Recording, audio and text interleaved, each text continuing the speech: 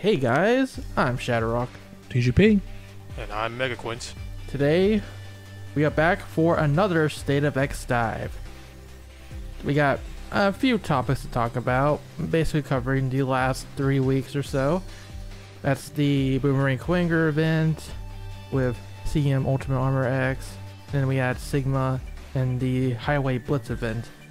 But before we get into all that, we want to talk a little bit about the MegaBuck ranked match rewards, since we talked about in the previous podcast, but we did get them in between that. So TGP, you want to take the lead on that? Yeah, so pretty recently we got, if you did the MegaBuck, we got those rewards, and there was plentiful awards in there. And it turns out actually that some people actually had issues with the reward they got, whereas they completed their amount, but they didn't get everything they were supposed to get. Mm-hmm. Yeah, that was. I think they were still doling them out. Like people, like you were able to report it, and people would be like, and they'll be like, "All right, we're gonna get you your stuff. We're on our way," type of thing. But yeah, it was seemed that way because when they came out during the nights, they were basically coming like one reward at a time instead of all at once in your mailbox. Yeah, they had like different boxes. Like each letter only had like 1 or 5. And it's not just that, because the process for them actually coming out when it did was very slow. It was like one would arrive like every like 10 seconds or so. Yeah, something like that. Yeah, how they give out rewards is very interesting because they have to send out every individual one to every individual person, and it just takes a while to do it all. Gosh, They need to streamline that a bit. Yeah, so basically each condition was essentially a letter that you received. So you would have, if you did everything, you would have received 20 letters. Mm-hmm. If you got it all. That's a lot. I think we said it was like 3,600 medals in all, somewhere around there. Yes. And then you got the extra 1K from getting GA1. You also got the Purgatory machine gun, or Gatling gun, which is actually going to be something we'll mention in the future because it's in the monthly rewards. That's true. Yeah, this month Purgatory machine gun is the weapon you get. I already pulled it, so it's like I found that to be very weird. I'll talk about more about that later, but yeah, that's a thing that happened. So I don't know if everyone's issues were resolved. I think for the most part it was, but yeah. As far as I'm aware, and that's not even the first time that happened, or it's not going to be the last either. Nope. Oh man. But moving on, we got all those rewards, and then something else happened before the Boomerang Kuwanger event. Apparently, Rockman X DiVE got featured in Google Play's featured mobile game. So in order to commemorate that, we got 200 character patches, 400 weapon patches, and 100 elemental medals. Yeah. Not bad. Not bad. Right, this game is still technically not on the English Google Play Store yet. Nope. No. This is still only in Taiwan, other Asian places, Australia, New Zealand.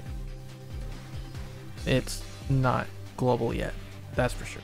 And we don't know when it'll go global, by the way, in case you're wondering. Yeah, that's weird. Like for a game that is not out available everywhere. You got something. Yep. They got recognized globally. Yeah, they got recognized. That's cool. Congratulations to the dev team. Yeah. Yeah. Hoping in due time it does get a global release. Maybe this recognition means they can work on their quality assurance now. Hopefully. Yeah, right. Because we all want to see this game get better and better. And it has been, to be fair. Yeah, it's been good. Get their quality insurance up, that's for sure. Okay, and then we had a callback event. This is mainly for people that haven't logged in for a very long time. Since Storm Eagle. Yeah, basically since Storm Eagle. You get the Crimson Scythe and Aelia. So, yeah, have fun with that. If you haven't logged in that long. And I doubt just getting more Aelia is going to convince you. I know, right? Yep. Sure. But anyways, onto the more important stuff. We have the Space-Time Jumper event. Yep. So this was the debut of Boomerang Kuwanger from X1. And you want to talk about the boss himself real quick? Yeah, he's actually pretty faithful to what he was. Yeah, I would say. Although the similar to Storm Eagle is definitely his hardest fights. Mostly because the way the system is for, enemies, he doesn't take knockback. Yep. Yeah. Yeah, because in X1, especially in X1, like when you hit him with pretty much any shot, he take knockback, and you can kind of get him in a loop that way. Not in X DiVE though, because everybody has super armor. Yep. And oh boy, does he hit hard. Yeah, he does. I mean, when something's charging at you at the speed of sound, it's gonna hurt. Especially if he's got horns. Yep. And he's kind of more aggressive with that horn attack too. Because when you fall back down from the ceiling, he can grab you again and throw you back up. So he gets you in a loop. Yep. He's not a nice fellow. Not nice at all. But it was still a fun fight.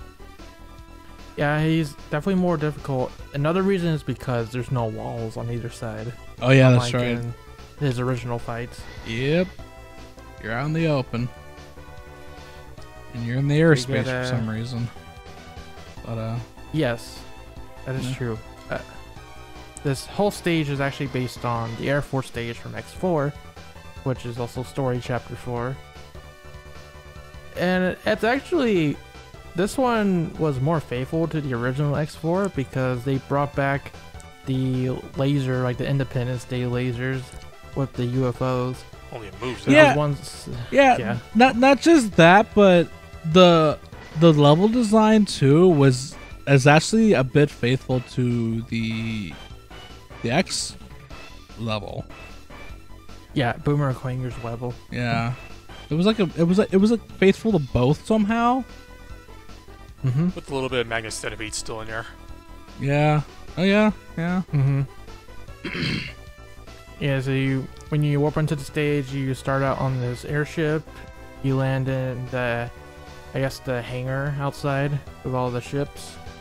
You move on inside, and you come up to the section where there's the Magnus Centipede blocks, and you gotta dodge them as they move about. Then you have this enemy horde after all the blocks have done their business. You come to an elevator, these platforms as you move up, referencing Boomerang Kuwanger stage. Except there's no like boxes or anything in your way, it's just enemies. You get outside, ride another airship, and then you come to this huge section where you're fighting enemies on top of all these airships. And I thought this is really cool. You have the UFO firing down on these airships, destroying them, and you have to jump from airship to airship in order to dodge the laser. Otherwise, you fall to your death, or just take damage. Since the next dive, you don't actually die to pits. For sure. And after that is the boss fight. So that's the stage in a nutshell. They actually did a few fixes for the block section because it's never happened to me personally, but apparently people had it so that the blocks would not fall in their proper place and they were essentially trapped in the blocks.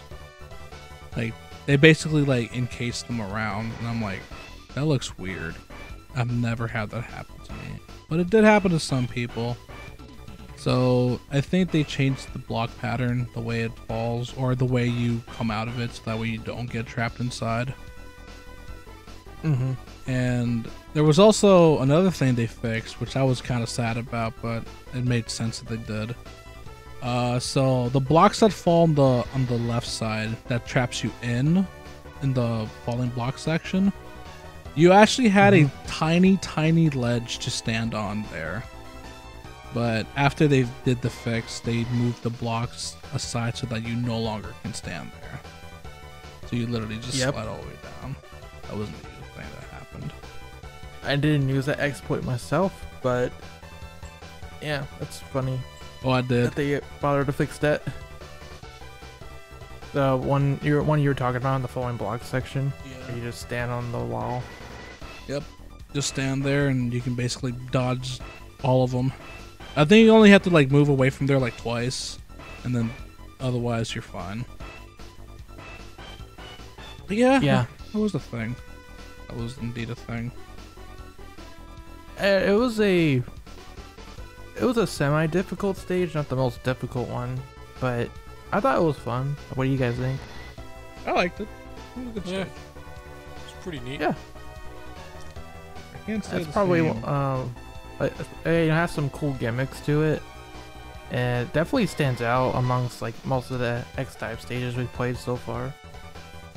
It was definitely playable very well with the two characters they wanted you to play as. For sure. Yeah. They wanted you to play as Marino, of course, and then the new character, Command Mission Ultimate Armor X. Yep.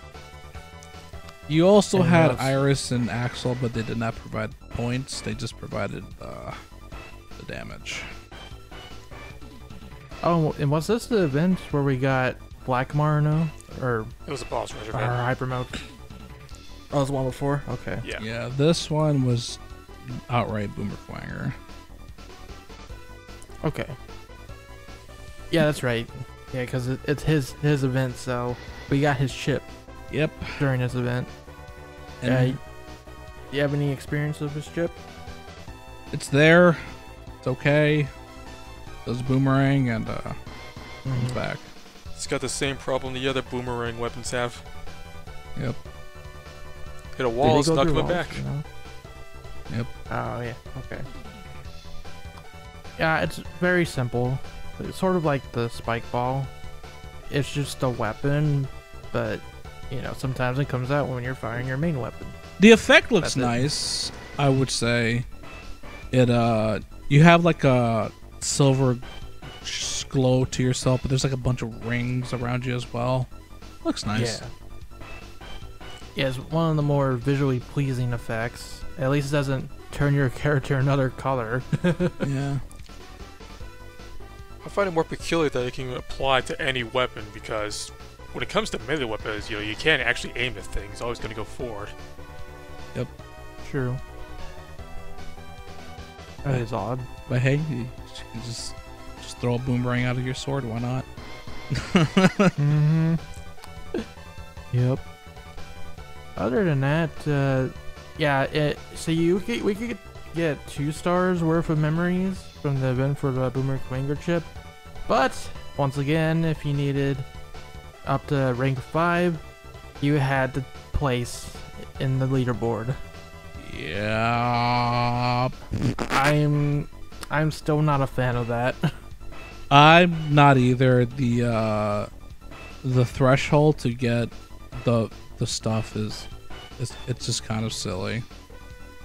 A little bit. Yeah, and you know, like Storm Eagle, Boomerang Kuwanger is exclusive to his event, so we won't be grinding his chip any soon. So if you start the game today, you will not have them. Right. To kind of go over the threshold, if you want them at 5-star, you have to place at least top 10. 4-star at top 100, from 30 to 100. I'm sorry, 11 to 100. And then beyond that, you get like less and less memories. They're just kind of there. Like So, I think but this is 50. go ahead.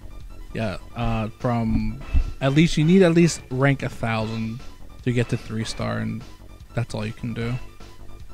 Yep. For me, I actually placed outside of 1,000 because I didn't even try for this event.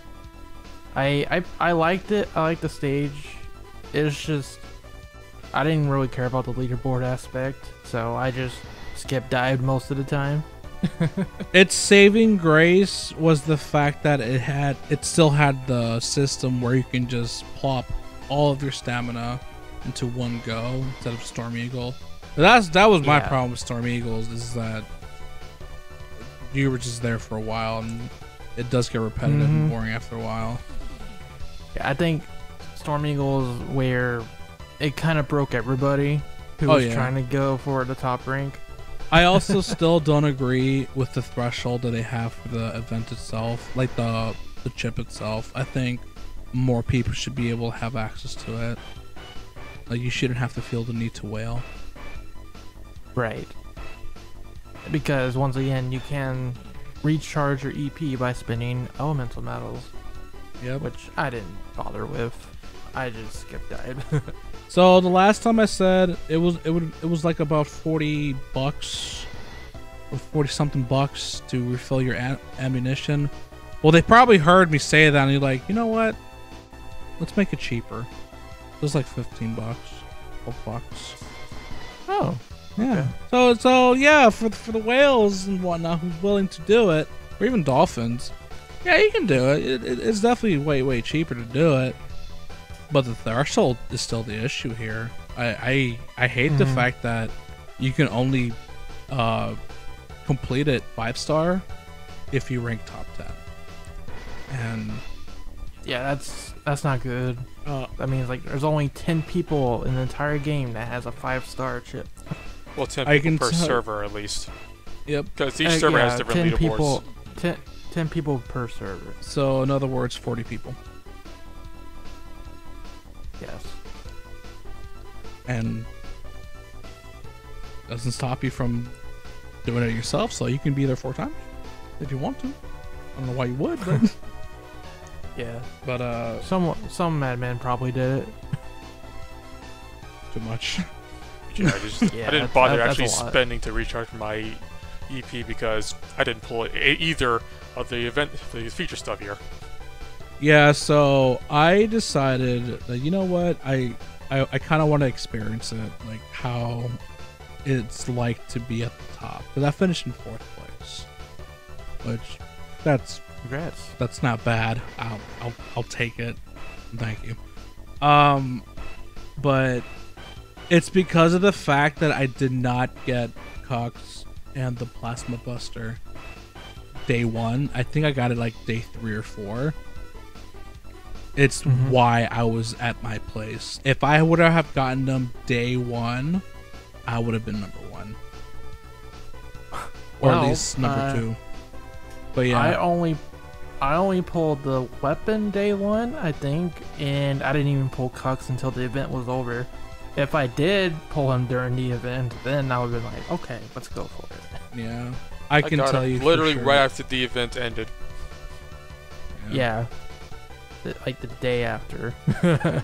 I can definitely tell you for sure it's very competitive up there. Very competitive. Oh, I know. I was there before with the Storm Eagle event because, I got 2nd Armor X day 1. Yeah. I didn't get the SSD Abyss until, much later, but I was competing for at least top 100. I may just stay in there. Yeah, the thing is, we're all in the X server, and that's the most populated server, so it's going to be the absolute most competitive one. So even top 100 would be like crazy to get into because of how competitive it was.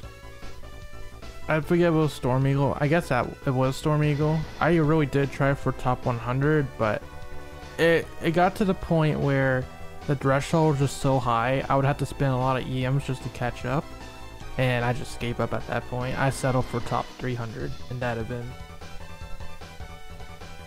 I think the threshold should be moved, like, a bit more generous than, say, top 10, top 100, top 500. I was thinking, if you want the full 5 stars, And by the way, when it comes to the threshold, I'm just talking about Boomer Kuwanger. I don't care about like the other stuff that you get with it. You can keep it the same. You can give more, give less. I don't care. I'm just strictly speaking about the memories themselves.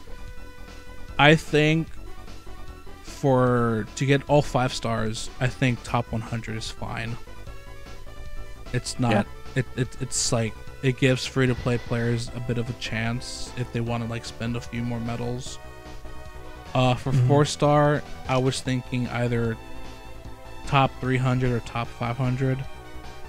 Actually, it says here top 300, so I guess top 300 would get the 4-star, and then top 1,000 would get the 3-star, and then from that point forth, because I think 1,000 is enough to please everybody.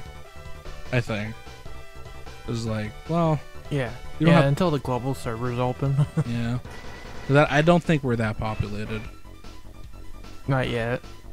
I think top 1,000 to at least get a 3-star would be fine, and then top 300 would be a bit heated, and then top 100. Because honestly, if that was indeed the case, I wouldn't have spent as much medals. I honestly did not care about the amount of medals that we got. Like everything else to me was fluff. I just wanted the Boomer Kuwanger. Yeah, I mean, in order to stay in the top 10, you got to spend so much elemental medals. You're not even gonna get all of it back. I'm pretty sure. No, like in order to stay top 10, especially top 3, you have to spend all 15 every single day. And odds are, if you're going to be up that high anyways, you probably spent enough to cover that cost anyways. Yeah, top 1 gets 5,000. Real money, of course. So that's why I just didn't care, dude. I don't want to spend any EMs, so... Yeah. No, I don't blame you. Gotta say for Sigma. Yeah. But if they're listening, you should really change the threshold of the memories, because especially as of right now, there has been no indication that they're coming back, because Storm Eagle is still missing in action. Yep, I really thought he'd come back in story mode eventually, but not yet. If he is indeed coming back in story mode, I mean, there is a chance. We still don't know. There is no hard confirmation that it's not going to happen, but it's been a while. Yeah, very long time, so we'll see what's up. Because, you know, if they appear in story mode, they'll appear in challenge mode too, and that's where you're gonna get to grind their chips out. Yep. Yeah, because I feel like DiVE, they kind of take care of their customers, their paying customers, very well, but they kind of don't take care of the free-to-play guys, and yeah, they need some love too, because you can like when it comes to games, whales are a very small percentage of profits. Your true profits are actually dolphins, and then the free-to-play players also keep the game running, because, well, there's a lot more free-to-play players actually playing the game, and they also care about the playtime as well, because, like, if not many people are playing, that means that's less money being spent in your game, and, well, you kind of need money to stay afloat, I think. Yeah, because they're definitely trying to push, you know, the competitive aspect of this game. If there's no competition, why go for anything? Yep. Yep.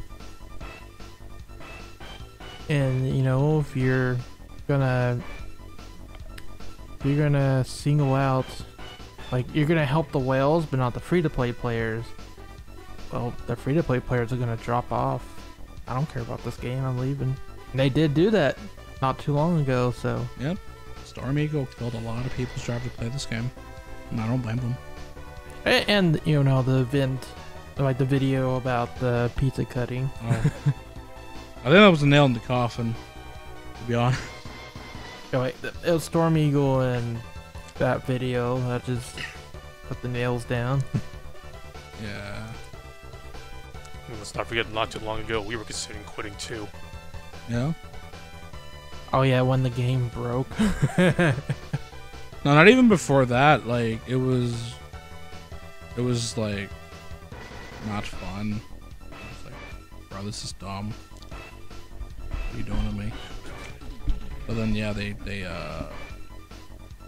kind of woke up a little bit. And they did their thing. They're still messing up here and there. I'll be honest. Oh yeah. Oh yeah. Jesus. Like the poo transplant gun. Oh boy. Well, that's another rabbit hole we'll get down later on. Oh, that's gonna be an amazing rabbit hole to go down. Oh yes. But yeah, as for Boomerang Kuwanger's event, anyone have any last thoughts on it before we move on? Good event, but for the love of God, make it easier to get the chip, please. Just honestly, I wouldn't mind if they take the chip out of the leaderboard and just make us grind out the points for it, because I think they did right by the previous events, like the boss rush, for example, where the leaderboard was just like some patches or something. You know, it wasn't like high stakes or anything. I prefer that to this. Actually, yeah, I wouldn't mind if instead of like the memories themselves, they gave you like a bunch of patches, like an assortment amount of patches. And like in the event as well, you get like the event coupons and then you can buy it. I think they should do that. Like because I mean, obviously you're gonna have to like spend a lot of time to do it, but reward those who are willing to spend that time, you know. But it's like, it's time that not just a whale can do, but also free-to-play players. Kind of like this current event now, actually. I gotta say, I do like the event coupon system the best, because you can literally just buy whatever you want with the currency you get. Yeah. Like some people, some people, for example, appreciate the fact that Layer's there, but some people are like, I don't really need the memory. I can just skip that, and it give people choice. When you give choice, people are happy. Yep. Anyways, let's move on then to the next little event we had in between. So this was another drop event. It's called the Dragon Boat Festival. Basically, instead of the hunter medals, we had to get rice dumplings, which doesn't look like jelly donuts to me. Nope. They're like So the Dragon Boat Festival, as noted by our archivist, is originally a Chinese holiday which takes place on July 25th. And the story for this event is the mimicked rice dumplings data suddenly popped up in the deep log. They look edible food from somewhere. Please reclaim these data as hard as you can for analyzing. I really doubt these things are actually edible. You're right. They come from the bottom of the river after all, according to the banner. You can't eat soggy rice dumplings, I assume. Maybe. And then they had a picture of Massimo on the banner. I guess he likes rice dumplings. Yep. I don't know why else he's there. So, you know, just like previous events, you just, you know, you do your story, you do your challenge mode, you do your co-op, and you get your rice data. But also they had daily events, or daily rewards, where you can do, it's simple stuff, you know, give 10 AP, conduct research 3 times, and then there's a bunch for correcting irregular data, in other words, killing enemies. And you got a bunch from there. And there's also PvP stuff. And you can actually get a lot of these, a lot more than the hunter medals in the past, just from like these dailies and milestones. And they had a couple of events where you can get extra ones. I think they compensated as well. right? Yeah, and They the first day they did. compensated players who gave away AP for their daily because otherwise they wouldn't be able to do the mission. Yep. It's nice of them.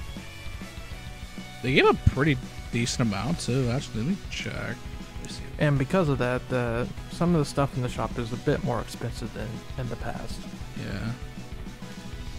It was still very manageable.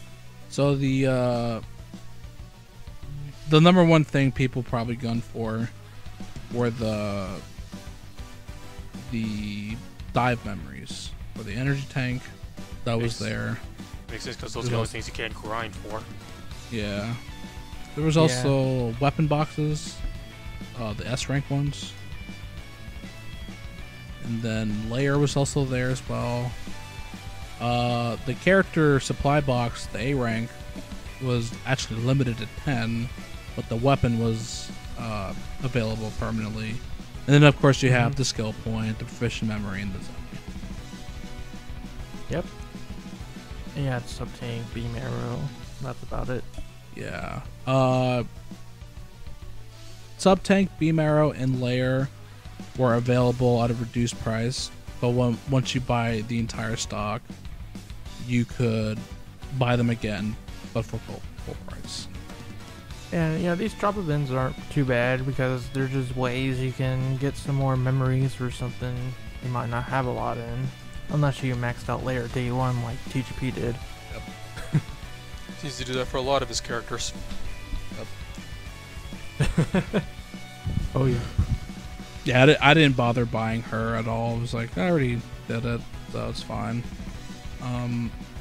And I do like these type of events as well, because they're basically an event that you can just keep playing the game, do whatever you want, instead of like having to do like a specific event for it. I always appreciate those. I still take issue with the fact that the story drops are still randomized. Yeah, that's whack. Not gonna lie. Yeah, it takes up a lot of your AP trying to grind them all out. You get 20 drops, but those drops aren't guaranteed, so if you've got really bad luck, you can still go the whole day without getting all 20. Oh yeah. I wish it was like and we'll get to it later, but the Dr. Light, where it's guaranteed. You're guaranteed to get the one. That's right. So, I don't know if I doubt they'll change it, but it'd be nice if they did, for sure. Yeah, overall it was nice. Nice little filler. And then of course, at the same time, we had the Ultimate Armor X from Command Mission banner. And it came with the Gravitational Pulse Buster. So, how many of us? Oh, we all got CM Ultimate Armor X, right? Yes. Okay, and I think TGP is the one that 5 or 4-starred him or something. He's 5 now. Okay. Man, this guy here. Maxing out all his characters. Except for Second Armor, Proto Man, and Ferrum for some reason. Black Zero just keeps coming back every time. I'm like, stop it. Black Zero's the one who's been coaxing me out of these characters the last few weeks. I think he's the character I've been getting the absolute most out of every single character. It's either him or First Armor X for me. I barely get him. I've maybe gotten him like once or twice. Not even counting the guaranteed one. I've always keep pulling the starter 3 better than anyone knew. I've noticed the pattern because actually, this was the first banner that started the memory drops.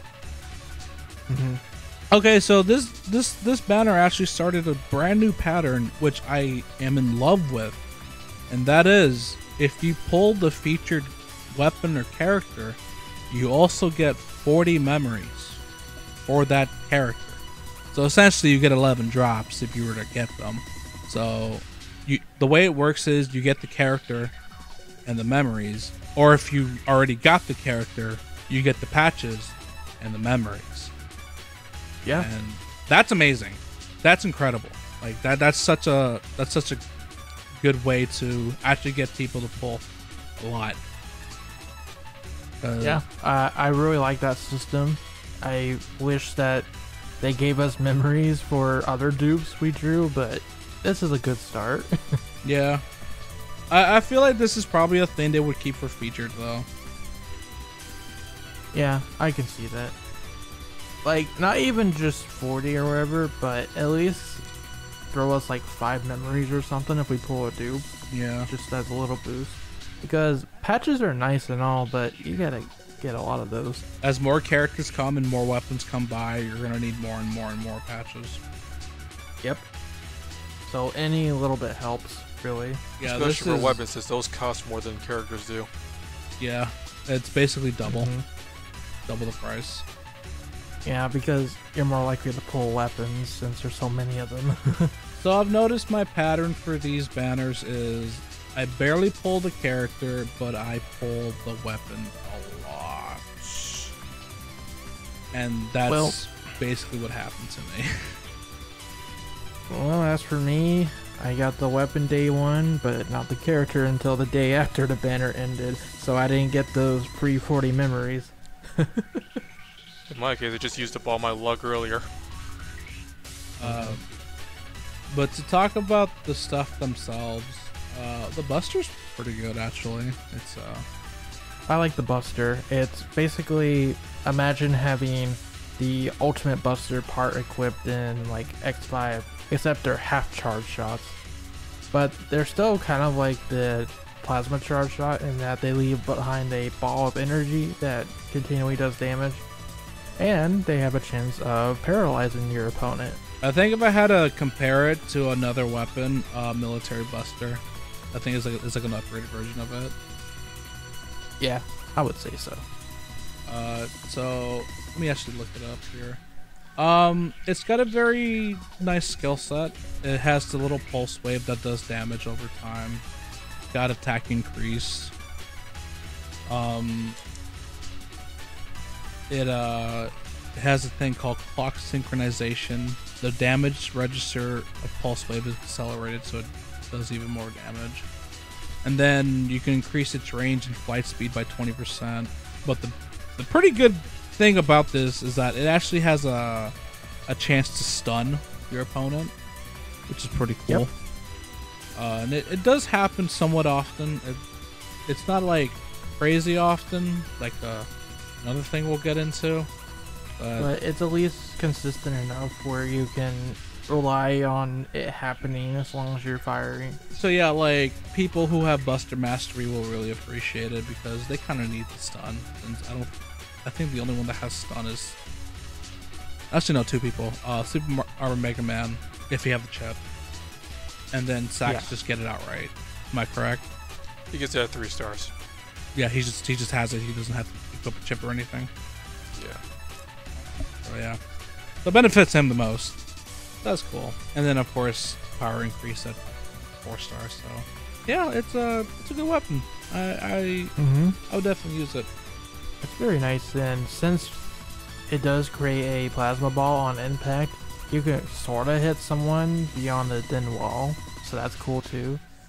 It's also a very deceptive weapon because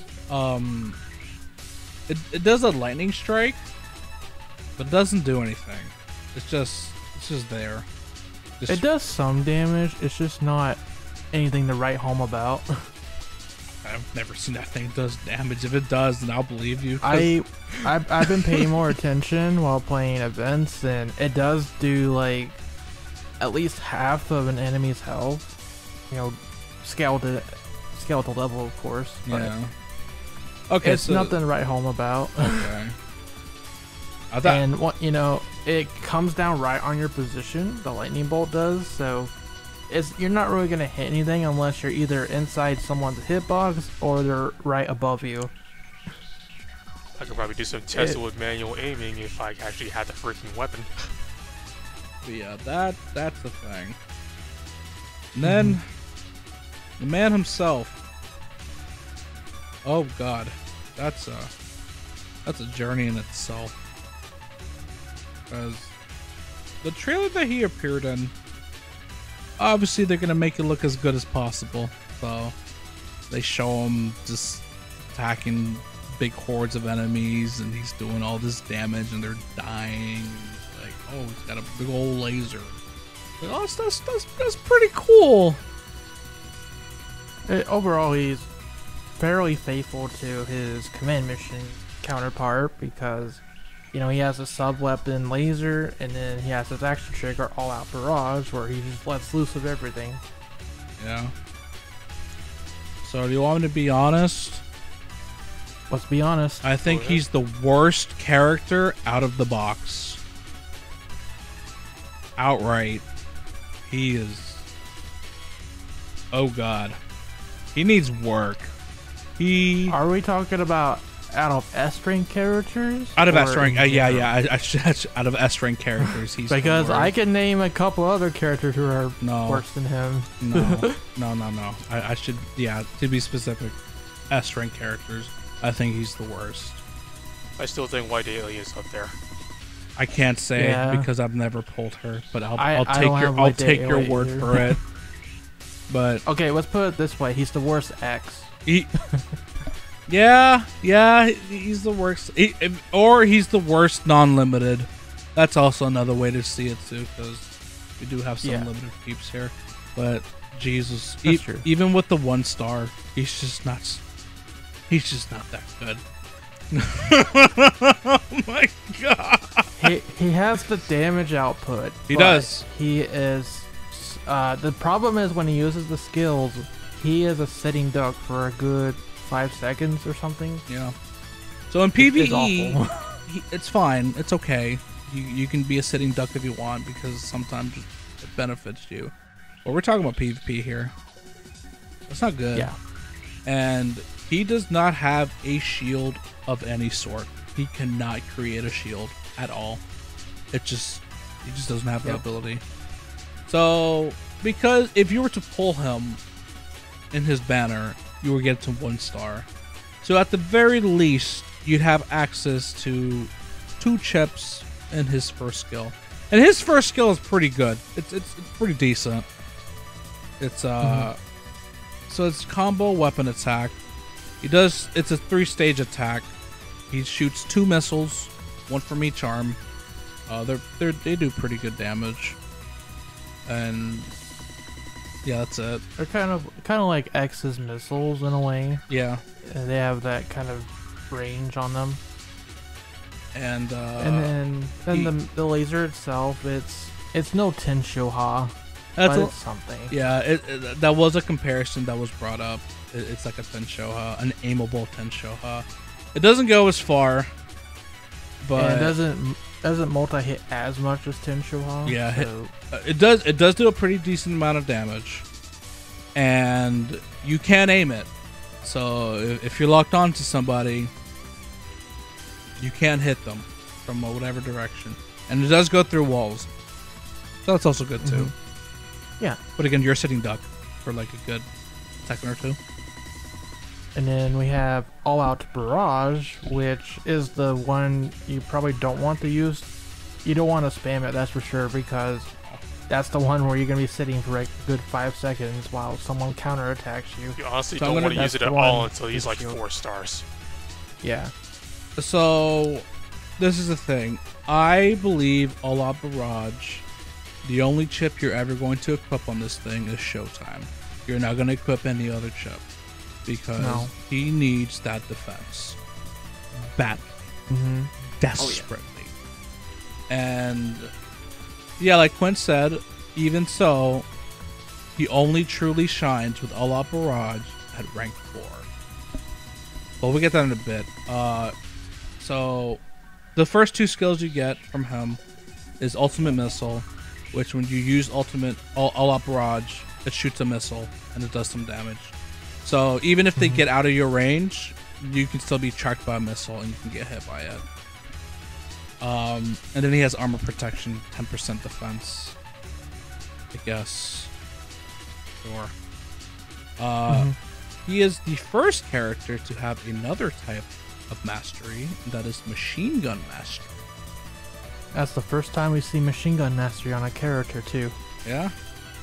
So we have Buster, we have melee, and now machine gun. It's the same thing, except machine guns. And in case you don't know, machine guns, we're talking like the Gatling guns, the shotgun, and what was the other one? Oh, the rifles. Those are basically your machine guns. Yeah.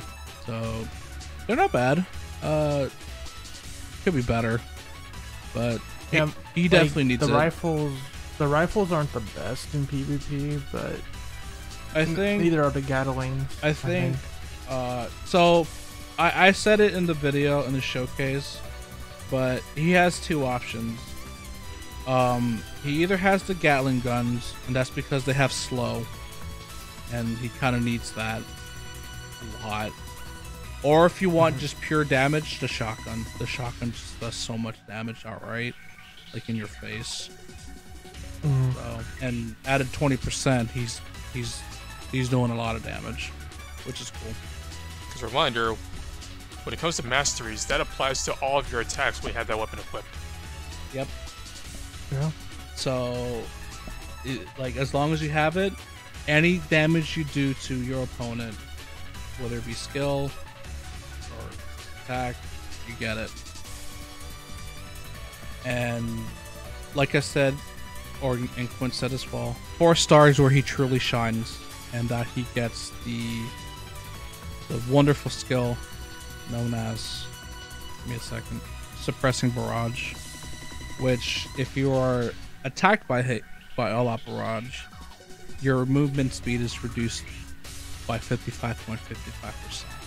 And that is very oppressive. Yeah. Like you move at a snail's pace. You move very slow. Dashing will not save you. Wall climbing would not save you. You're gonna sit. If you're in the middle of it, you're gonna sit there and do absolutely nothing. But take all that. And the missile that shoots out also gives you the slow, just in case you dodge the all-out barrage itself. Not bad. And then at rank 5, he shoots 3 missiles instead of 1. So. Yeah. Oh, interestingly note, when you get Cucks out of the box, you get armor protection as one of his first abilities, which is something that with other X's, you had to basically get him up to like rank 4 or 5 to get. So it's interesting, because he does need it, to be fair. Yeah. He's gonna be sitting around a lot of the time. He's definitely a character I would 100% say he needs a shield. Like, he needs it. I agree. So I would definitely run the snow sprayer, because with 60% defense, which is his passive in the showtime, it's going to take a long time for that shield to go down, assuming they have no Iris as well. It kind of just says bye to those shields, so you just got to be careful with that. And as for all-out barrage, I'd say the best time to use that skill is as a trapping tool. Say on the gallery stage, you have those little nooks and crannies that have the health. If your opponent goes for the health, you can tail behind them and then let loose an all-out barrage, and they can't really escape that. So that's a good trapping tool, but otherwise be careful when you use it. You have a lot more freedom to use it if you have a shield. Yeah, like the snow sprayers. I should also say, as good as that shield is, you can get stunned out of it. So if somebody comes out and stuns you, your attack will be interrupted and you will lose your attack. So that is the thing you must worry. And yet you'll still be able to move faster when it happens. Yep. So overall, he is a good character if you put in a lot of work in him. Otherwise, I would not recommend using him until he goes up several ranks. It's a similar story with Zax. Yeah. Yeah. If you're willing to invest, he'll make you happy. I think first armor X is still the best X, just out of the box 0 rank. Yeah, I can agree with that. He's just right away he's very good. The tapeworm shot is just too powerful. Though honestly, he's also one of the games the least from ranking up as well. Yeah. He's good no matter what, really. Like the most he really gets is the fact that his headbutt can stun. Yep. And of course, get the full 5-star, you get Buster Mastery, which of course is. And yeah, Buster Mastery is what you want. Oh yeah, that's another thing too with most of the masteries for the X's, they're at the end, but for command mission, he's at rank 3. Yeah, it's pretty cool, and it's pretty. And I think it's a nice touch that his mastery is machine gun specifically, considering this armor has 2 big guns on his arms.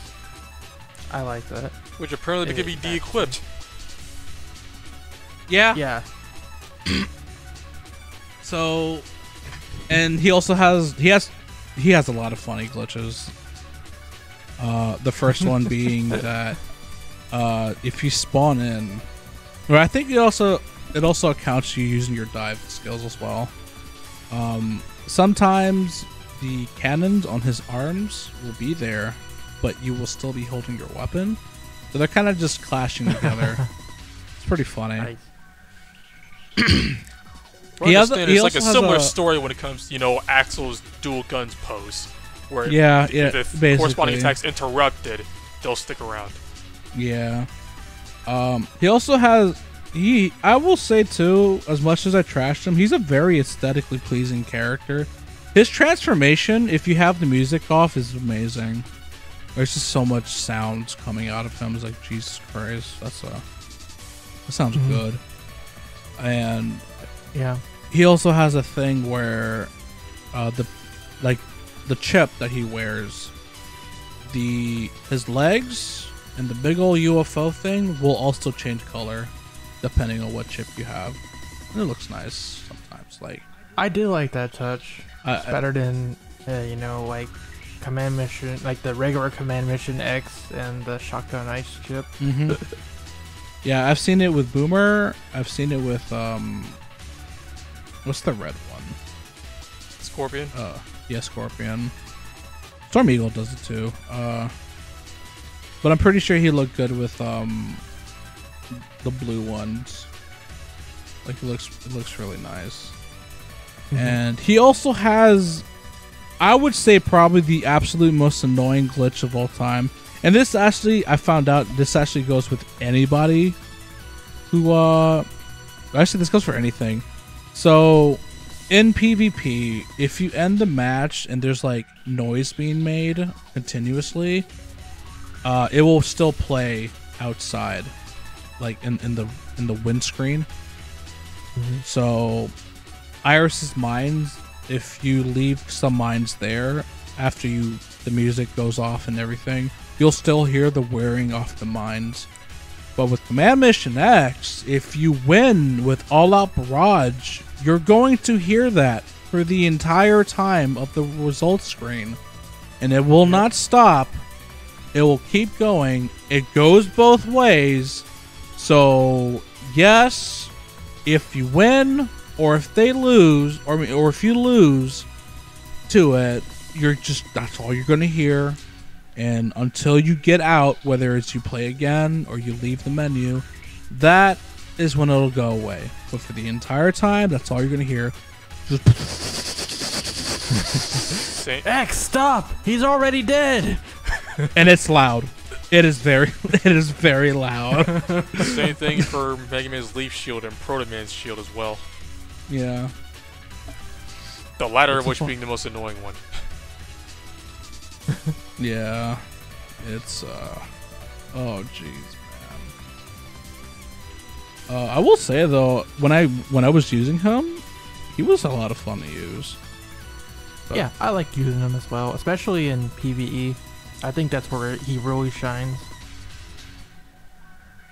PvP for sure. He needs to slow down. So if you don't have his rank 4 skill, I would recommend a Gatling, whether it be the regular Gatling or the Purgatory. because they both have slow. So it's not as slow as, say, his rank 4 skill, but it's something. So it does help out a little bit. And A little bit. oh, and another thing. So his hitbox for that thing, for the all-out barrage, it's pretty big. Oh yeah. But don't jump and use it. Yeah, it does Don't not do go it. like anywhere below him. It goes like a tiny smidge, a little tiny smidge. Like Most of I it is think- like above him. Like it's got a very large hitbox above him, but below him it is like non-existent. Yeah, I think if I had to create on the bottom of the gallery stage, in the PvP gallery stage, like that slope, if he's standing on the top and you're standing on the bottom, I want to say if you're standing, you'll get hit, but if you're ducking, you might get hit or you won't get hit. But to give you, I'll give you a perfect example of how easy it is to dodge. Say you're using it right where the health is at, that little stair on the bottom, they can just stuck there and they will not get touched. I did that myself fighting a Cux player. I just ducked right near that area and I dodged it. And and you can attack back, and he's just gonna sit there and take all that hit. And I have yet to run to a single Cux using the snow sprayer. That should be his staple. Like, why aren't you using that? Like, 131% shield plus 60% defense, and if you're level 75 and you have Mad Nautilus, that's another 25% damage reduction. They have to go through a fat shield.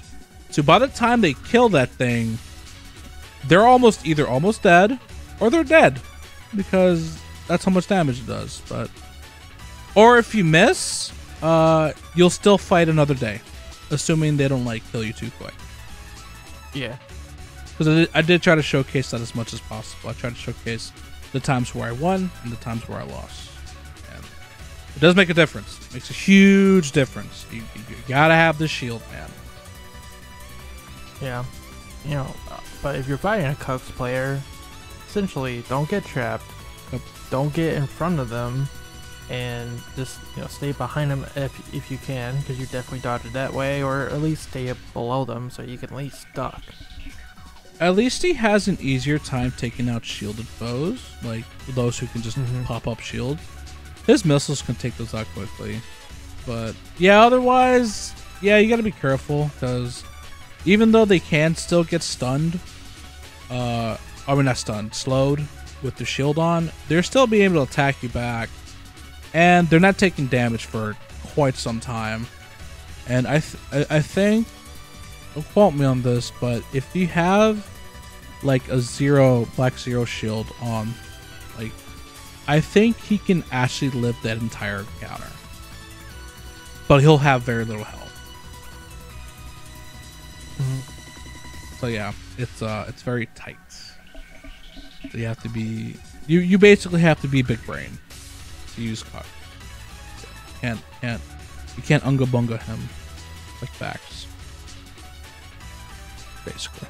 Yeah. Oh man, imagine if in the future they allow you to cancel out of skills with Cux. That'd be crazy. That would be crazy. I think that would be a thing that would change his game. And actually, I would also wonder too, if you cancel it, would it still be going off? That's a big question. Yeah. If there's anything like Ferms, then odds are the lingering effects would be just for show, because her last whip strike does not do anything at all. Oh, that's a bummer, I guess. Because that's the point where you can move, so the animation at that point is cancelled. Unless you're in the air, in which she just starts floating for a good second. I will tell you, this character, I did an absorbent amount of research just to find out that he's mediocre. Well, for the content. Yeah. He's so fun to use, though. I'll give him that. Yeah, I am happy I pulled him, even though it was outside of the banner, because, you know, 1, I love X, but 2, I love Command Mission. Yeah. So it's a win-win for me. I still think he needs a golden shot, like an S rank shotgun, and then he'll be really good. Because, yeah, when it comes to the damage, which gun to use, if you were to use machine gun, definitely shotgun for damage, or Gatling if you want to really oppress your opponent with movement speed. But I think there needs to be... really have the DPS. That's no, really they don't. needed. They just do not. Not to mention, and honestly, between the 2 Gatling guns, I would say stick with Gatling gun, because the Purgatory has the passive where it's like, oh, if you spend all my ammo, you get crit for years. But it's like, you have 100 bullets. I have a hard time spending 45 shots in my snow sprayer. Do you really think I'm just gonna? It's just not happening at all. Not only that, but I'm pretty sure the regular Gatling also has the same passive. I think it does, but it's not as awful as. Let me check. I don't remember it having something like that.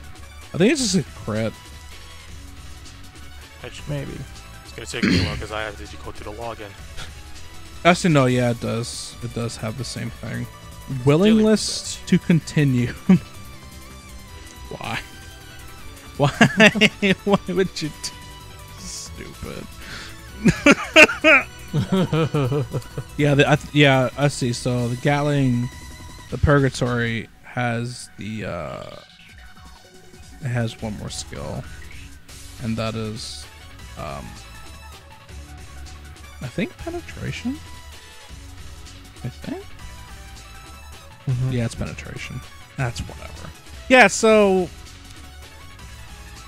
just if you're gonna use a Gatling, just use it for the movement. But otherwise, please, for the love of God, let there be an S rank shotgun, and then he'll actually be pretty good. Because I'd assume that would do a lot of damage. Yeah, we did just get an S rank poo-poo spray, so. Man, that poop spray pissed me off because I thought it was a shotgun. I was like, oh God, this is what it basically is. Like, it's not like X type shotgun, but in a traditional sense, in the traditional sense. But unfortunately, the traditional shotgun does not help him one bit. Well, no. This specific one does, at least. Actually, yeah. It does. But then you'd have to take it away. It has a bigger range than the poop spray, at least. Yeah. I think overall, I'd give Cucks like a 3 out of 10. No, not 3 out of 5, 4 out of 5. 0 out of 5 if he has no rank. Just don't use them. Just stick with PvE. PvP is Yeah, PvE is his strength for sure. Yeah. That's because he can wipe out a lot of enemies at once. I wish. Wait, was he out when they updated the Jacob's elevator? Yeah, I think he was. God, that's another thing we need to talk about. Oh yeah. They released floors 30 21 to 30. Yeah, 21 to 30. 21 to 30. So if 9 additional floors or 10. But yeah, at the end we got 2 chameleon schemes to fight. Yeah, that was rough. Besides the fact that the parallels have finally caught up with us, is they give us a boss fight against the one boss you don't want a timer against, and they duplicated him. Yep, it legit took me like half my characters just to beat that fight in hard mode. So I'll tell you outright, and this isn't me bragging or anything, but it only took me 2 characters. But as I was doing this, I'm like, I have all this power. I have all the stats. How in God's name are you supposed to do this with 1 character? It's impossible. You just can't do it. And that's why they have that Z Chaser thing where they keep their health if you die to them. Yeah, that I think was, oh man, that was necessary because, dude, like there was just, even with the 10 defense downs that it provided for First Armor X, it just didn't do anything. I mean, it's just invincible for years, and you're like, all right, so just do nothing. And you can go invisible and just waste your time. Yeah. You just spend all the time jumping around and not attacking and can't hit him. You only get a few minutes to take out like 32 health bars. That's a lot of health. Yeah. I don't know how I did it, but I somehow did it. Yeah. And then I think it's like half that in normal mode. So the normal mode fight is actually manageable, but screw hard mode. Took me 3 characters because I ended up dying as Proto Man. Yeah, it was either, I think Axel's the only character I actually ran the clock with. I suck. Man, there was one of them too. I was getting so scared because like I had just finished it, and then they're like, "Oh, by the way, you have like 10 seconds left." I'm like, "Wait. What?" Oh, and you have that sirens and the flashing red lights. and again, your time is going down the entire time. And you're like, what do I do with my life? And you will fail if it reaches that time.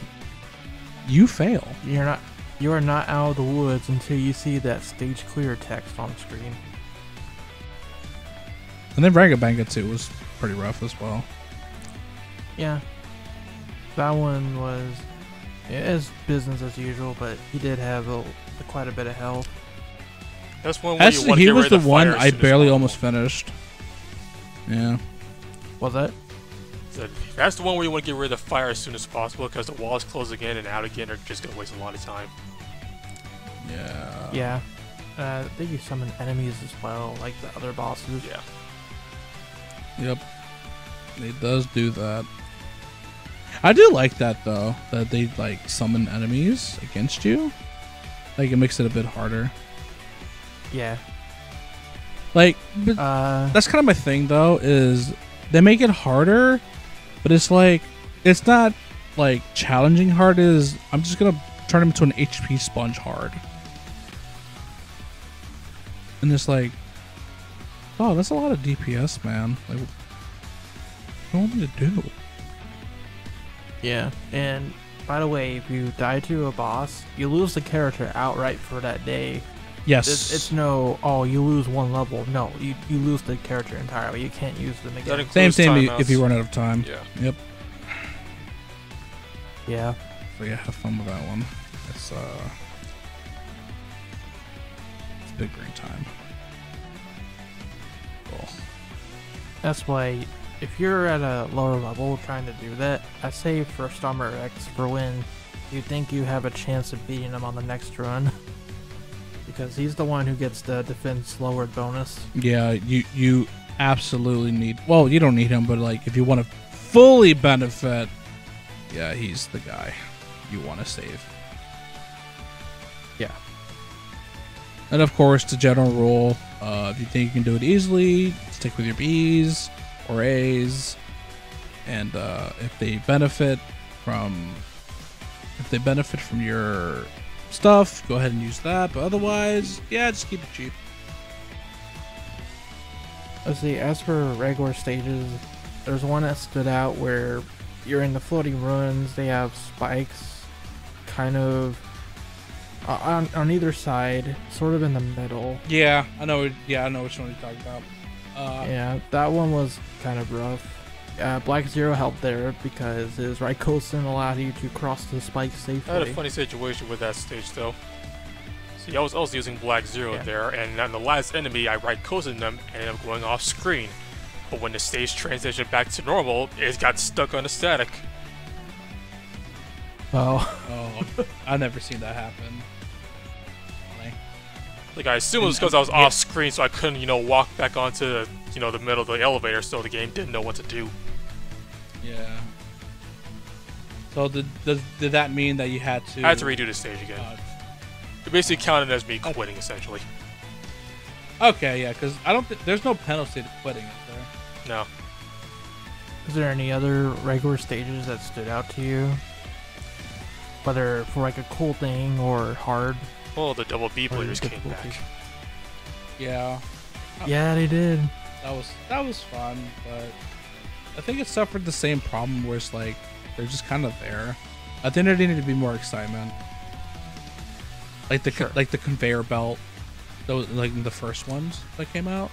It was like the one and you had to like run against a conveyor belt. I think if it had something like that, you would have been able to do it. I think. Yeah, double B blader was rough, that's for sure.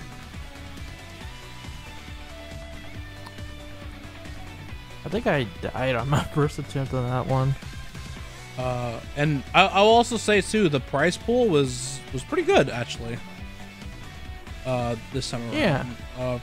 I know it got Pharaoh memories, like 3 of them. Yeah, so I think it had like all of the base character S rank memories, and then like a bunch of the weapons too.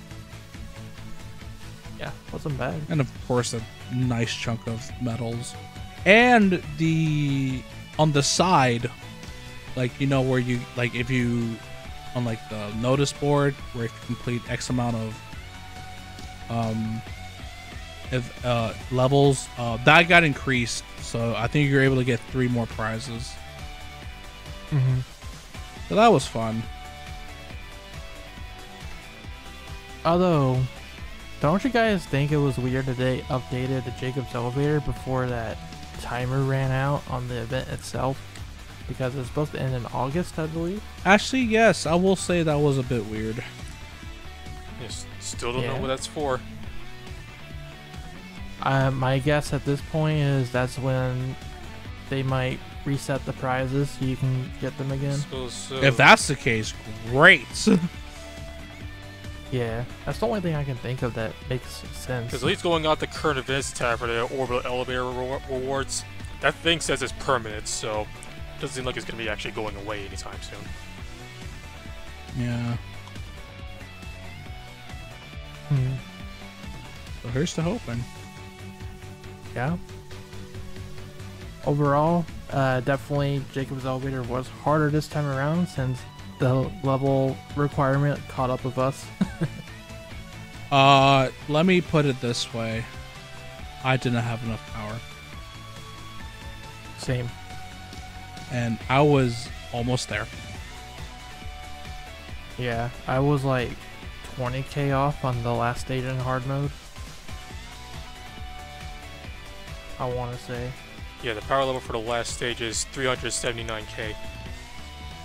Yeah, and okay, maybe it was more like as of like right 30K. now, the highest you can get is 378. Okay. I'm sitting around Like 380k. That's like the highest you can get. Like nobody's 390k. So basically, the final stage is the highest you can possibly get at this point. I don't even think that's possible. Like, Maybe not. But it's close enough. Like if you look at top 10, that's basically the gist of how high you can get. Yeah, I just don't see how. I just don't. But I mean, even so, it's like it's not. I think if you played pretty decently well, you'll still be fine, regardless of how much power you get. So I was definitely like 40 to 50k under then when I did my run. Yeah, and that was with my best weapons. Yeah, you still did. It was still. I think it. 5 characters or something later. Yeah. Yeah, that's the thing. As long as we have plenty of characters, just try to get yourself a good run. Like if you mess up, quit. Just quit and try again. Obviously, save your S-rank characters for the end because you're gonna need them. Yeah. If you're gonna lose a character, make sure it's a B or A at least. Yeah. Definitely for sure. Yep. Because there is some where I think did Sax get a bonus in one stage, I believe. It was only the base characters, like the starting S ranks. Oh, okay. Yes, I know people were telling me in the chat when I was streaming it, hey, use Sax. That'd be nice if I had Sax. Oh, they were talking about that, like level 29, because that had a lot of enemies on screen at once. Yeah. So Giga Crush would have been useful there.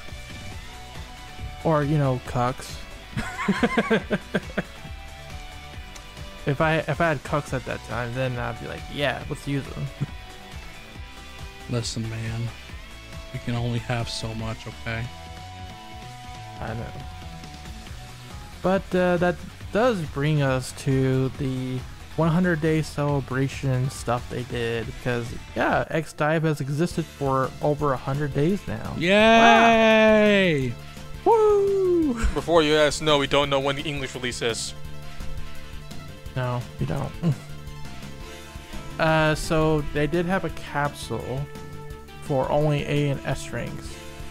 And let's see, is this the one? I know there's like a couple they've had where it was only paid medals. I think this is one of them. But basically, you can, or actually, no, this 100 capsule one, I think it was free medals as well. But anyways, you can do a 10 roll 2 times on this one, and you have a chance of getting an S as always, but it's like the same rates. And then you're basically guaranteed to get A ranks, which means easy patches, which was the only reason I'd recommend this banner if ever they bring something similar back, which they have a couple of times. I would recommend doing it unless you really need patches. Yeah, I agree. Don't do it unless you need patches. I mean, because you do get 140 per pull, so that's nice.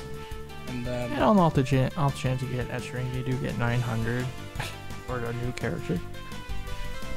But this 100 capsule one only had like up to Super Mega Man and Proto Man. Nothing before that, or nothing after that rather. And I have some things to say about that one. Jesus Christ. Sure. So, the 100 capsule, and we're talking about the one with the tickets. Yes, they did have a ticket one as well. Those are rip-offs. Outright rip-offs. So, to elaborate, it's paid only. You have to spend money, or 4,500 medals to get a ticket, and you're guaranteed one S rank character or weapon. That is it. So you don't choose. Yeah. And if you have all this stuff, you're getting patches. So, in essence, you are probably going to spend 4,500 medals for patches if you have all these characters. Or even better, you can buy these tickets for like $90 or $100. Right. Imagine spending $100 for patches. I know, right? And it's just one pull. One pull.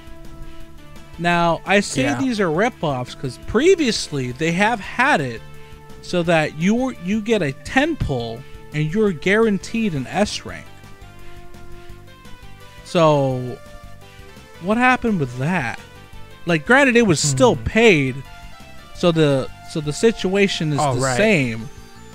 Yeah. But regardless, That is 1,000 paid medals to get an S rank and a bunch of patches, whereas you have to spend 4,500 to get one S rank. At the very least, it is free medals, so at least the free-to-play players could take advantage of it, but that's only if you saved a lot. Like, someone in our Discord server who's specifically hoarding medals in the off chance that Nightmare Zero comes out. That's still 4,500 just for one thing. One. Yeah. And if it's a duplicate, you know, that's only 900 patches. That is it. It is. You're better off just rolling the dice on a regular banner. Yeah, basically, or just keep hoarding. Yeah. Yeah, the off chance to get Ultimate Armor X here is better saved for the next DiVE festival. Yeah. Yeah. And they always have up chance of S rings in general during DiVE festival, so yeah. And they always put. It seems that they always put out a bunch of these. They always put out a bunch of these, like banners. They're like super ups. That seems to be a very common thing. So. Yeah. Not to mention, there's also weapons in that 100-day celebration capsule. So, you know, if you're trying to get Ultimate Armor X, that's only a 6.25% chance. Yeah, it's a straight up 50-50 between characters and weapons. Yeah. Like, if you get what you want, that would be like the biggest progress moment of all time. But that's such a steep investment. I just wouldn't do it.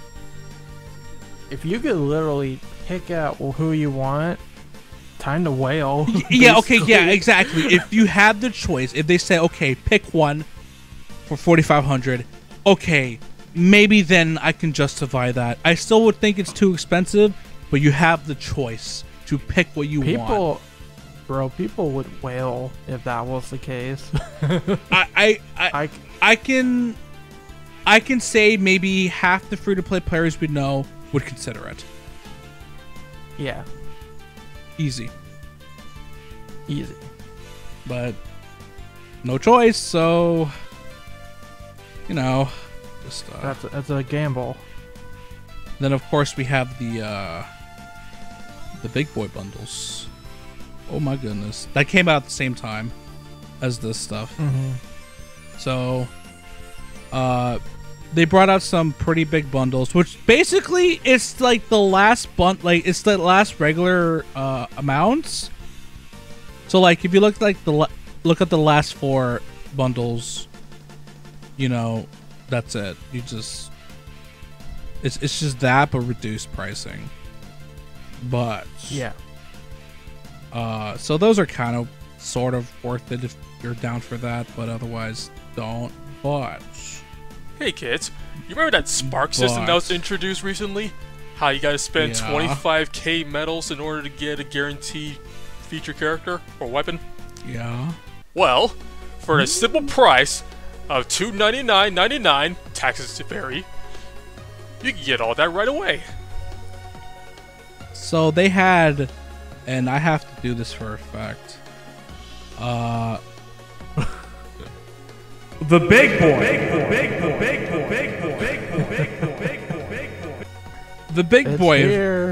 boy. You get 25k medals. I think 15k was paid, 10k was non-paid, and you get like I think 10,000. So you get if you do the lucky roulette, you would get a full 100%, assuming you don't pull one, a number one prize. So yeah, for him it was $299, but if you're Android, you're paying taxes, so it's like $324. Yeah, it's a lot. It's a lot. But at least it's not 500 plus like we calculated in the past. Yeah, so I did calculate it. So if I did the math, you would have to get 4 of the 4,300 packs and one 3,500 pack to equal exactly 2,500. that would cost you $650.24. So, with that pack, you're getting it for half the price. So it's a good deal, but you're not convincing Dolphins to spend that money. Just never. You could buy you could buy a Nintendo Switch with that money if they're available. But yeah, you can. Yeah, if they're available, yes. Or a cheap Xbox or PlayStation, whatever you want, really. Or a new iPad. or new mobile device to play your X DiVE on. We did have a madman. It was his birthday, and he's like, you know what? I'm gonna do it, and he did it. And I'm like, oh man, good for you. There was only one reason why I was able to buy it, and that one word is stonks. But otherwise, I was like, what? I think they only gave like a week, and I'm like, it's gone. Yeah, it's actually gone. Yeah, it's not in the game anymore. So I was like, the thing is, people get paid bi-weekly, so or for the most part bi-weekly. Some people get paid weekly. If you wanted to give people the more chance to buy this thing, you would have given them 2 weeks, because on the off chance that somebody could buy it, but they don't get paid until so and so, because obviously, well, there's rent, bills, food, necessities. Obviously, I wouldn't go around spending $300 if I didn't have the extra cash to do so. But oh yeah, of course. Everybody's in a different boat. Some people were able to get it easily. Some people were not. Some people that's just a dream for them. And I'm like, that's cool and all, but I think you should have just given more time, and then you would have probably had more sales. Honestly. Yeah, YouTubers only get paid once a month, so yeah, I think at least do it for a month. Yeah, there's nothing wrong with a month. Honestly, it could have been like or like a bi-monthly thing too. Like, time would have been your ally, but you didn't do that. So but yeah, oh, it's gone now. Yeah, it's gone. That was a lot. It was, Jesus, man. This was also the update that let us test out that new rank stage. Okay, yes, we do have to talk about that, because we do. Something pretty funky happened with this stage. The stage went through quite the funk, but so this season, when the previous season ended, they took out the Central Highway stage from the unranked ranked.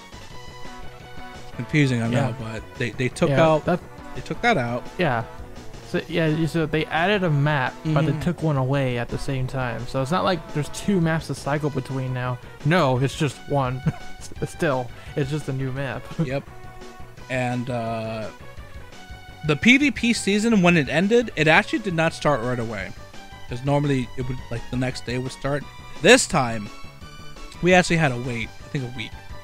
If I'm not mistaken. Yeah. They said, hey, in Rank Simulation right now, you can try out this new stage, which, by the way, it's based on Storm Eagle stage. You get 1 week to practice it before the next rank season starts. Yep. Which is fun. It's okay. But then when the ranked season came out, well, they changed out the layout of the stage. Before we even get to that, so the stage comes out, right? And where's the music? There's no music. This area was ungodly huge. It was gigantic map, so much space. It was like, well, wow, to be specific, there's a lot of vertical space because the big skybox, but there's not much room to actually move around. It's actually the smallest stage we've had. Because straight up, if you get the speed booster that was in the middle, you could get both health pickups, which are pretty close in proximity to each other, real easily. Yeah. Yeah. So, in comparison, there were very very many nooks and crannies that you know. Basically, you have this building in the middle. You can either climb on the rooftops, or you can go inside the building, which, and I guess you can call it the beta version now. There was a Mega Mentor on there, which had a lot of health, like the Beeblader. And it didn't really fight back, I think. No, it didn't. It didn't even do contact damage. You could walk right through the thing. Yep. Jesus. Yeah, so like the stage beforehand, there was no music. It was open-ended but very closed, and it was just there. I thought it was fine. I think it just needed more nooks and crannies because comparison to the gallery, there's just not much like basically it's not a really good sprayer level. It's pretty bad for sprayers, actually. Yeah, there's a lot of open spaces. But the only thing I could think of is on the bottom of the stage, on either side, there's this wall that you can kind of get behind. And in the true version of the stage, that's where the health pickups are, behind the walls. So and sprayers could kind of camp there, but not really. And something I don't even think you knew, or maybe you did. Maybe we told you afterwards or no. But me and Quinn actually did some testing. We wanted to see how much space did you truly have to get away from Sax's Giga attack, and basically that was like, if Sax is basically at the highest he could be inside, the middle area, it is unavoidable. Yeah, it was completely unavoidable. I'm like, wow, this is Sax's stage. This is 100% his stage. He's going to dominate, and that got thrown out the window, and just fell off the cliff and there was absolutely no indication of this. This just happened. Oh, hey, by the way, we're just gonna change the layout of the stage, and it's even worse, in my opinion. Yeah, I agree. I liked the original layout. I don't like the actual ranked layout. So, because we're recording this on the 5th, I was, for something that we're going to talk about in a bit, I decided to stream my arena runs, my ranked ones, this morning to the Discord peeps. And I noticed something very peculiar. So I'm gonna go a little off topic here, but Iris, I found out, has the longest startup time, like the longest intro when she enters a stage. I feel like Roll's still longer. It probably is. I just don't use her, and I don't think anyone uses her seriously. Maybe, I don't know. But it's pretty long, to say the least. Like, most people will start before you. Yeah. So, in this stage, not even joking you, people, like, they can get over to your area within seconds. I should explain why. So, to preface this, in the original layout, when it was still in practice, you spawned on either side of the stage as usual. But when Ranked came out, they changed the layout to where now you and your opponent spawn like literally a couple of feet from each other inside the building. Straight up, at spawn, just by moving over just a little bit, your opponent is within range of Sax's charge shots. And to give you perspective, because this happened to me several times, thank you, Dende, for showing me this. Number one, Black Zero can jump up, do his Rayquaza, and he is in your face. Yeah. And Massimo's shield, I mean the laser, reaches him. It reaches you, like, yeah, outright. Like, the distance isn't far at all. No. And I can kind of see maybe why they did it, because maybe they do see the snow sprayer as a problematic thing, and the snow sprayer's biggest weakness is that it needs time to do anything. Yeah, if you're running snow sprayer, the first thing that comes to mind when a match starts is run. Yep. Keep your distance, set up, and yeah, and then afterwards you can do your thing. Yep. And yeah, this is like, this is too close. Like, I wouldn't have minded, because where the healths are this time around, they're both on each side, all the way at the end. If we started at the ends, I think that would have been fine, personally. Or on the top of the boxes where like the stuff is at. Oh, and the turtle's on the top now. He has his own little platform. I think yeah, our Discord has dubbed him Charlie. Yeah, he's at the top. He used to be in the building, but now he's at the top. Our Discord has dubbed him Charlie. That's his name. So nice. Charlie the Turtle. There was actually a very funny a clip that ASAF recorded. He was up against one of the top players, and I don't know what caused it. I just don't know, but the turtle just flew out into space, and it never came back. Yeah. It just flew. You can find it in the Discord. You like search around for it, but yeah, he just flew into space, and that's it. Oh god. But yeah, that stage is a problem. It's very claustrophobic. But it gets worse. Oh, it gets worse. It gets worse. But before we get to how bad it gets worse, let's talk about the new banner that is currently going on as of this recording. Oh, before we get there, we need to finish up our tangent about the 100-day event, because they also opened up some stuff in the shop during that period. It was the first time they allowed us to buy memories for Second Armor X, Ferrum, and Proto-Man. So that's something interesting to note. And I should tell you, I bought up every single one because I don't have those characters, and I'd rather buy their memories than try to gotcha them and most likely fail, because my luck is pretty bad in comparison to other people, at least. It's crazy. Yep. Yeah, I did forget to mention that there was a lot of memories. Not limited, but things that are not usually there. So yeah. How many memories did you get?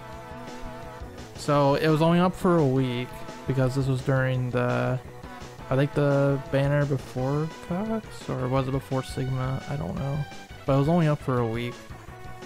Okay. And I ended up getting, I have 23 on Ferrum, 19 on Second Armor X, and 16 on Proto-Man, so probably 16 in total from the shop itself, because I got like a Second Armor X from a box, I think, and then the 3 for Ferrum from Orbital Elevator. So yeah, I'm at least halfway on Ferrum. I'm happy about that. That's good. She'll come in handy for this new rank season, because she benefits a lot from this enclosed space. Yep. You know, and if I do end up pulling them from Gotcha somehow, I'll just be halfway to 1-starring them. Basically. So that's how I see it. Like, honestly, if you don't care about these characters, I don't recommend buying them from the shop, but I wanted them anyway. Yeah, I didn't bother, to be honest. Especially because in the past they used to be discounted for 60 medals. Now they're the full price, 120. It's not really worth it. I don't recommend it, but I wanted to play the long game with these characters. In my case, I already had 2 out of 3 already at higher ranks, so. Well, they were only up for a week, so it doesn't matter now. But next time they come around, maybe I will be able to unlock them finally. Maybe. Big maybe. Yeah, it's a big maybe. I'll be close, just not quite there. Maybe for Ferrum I will be though.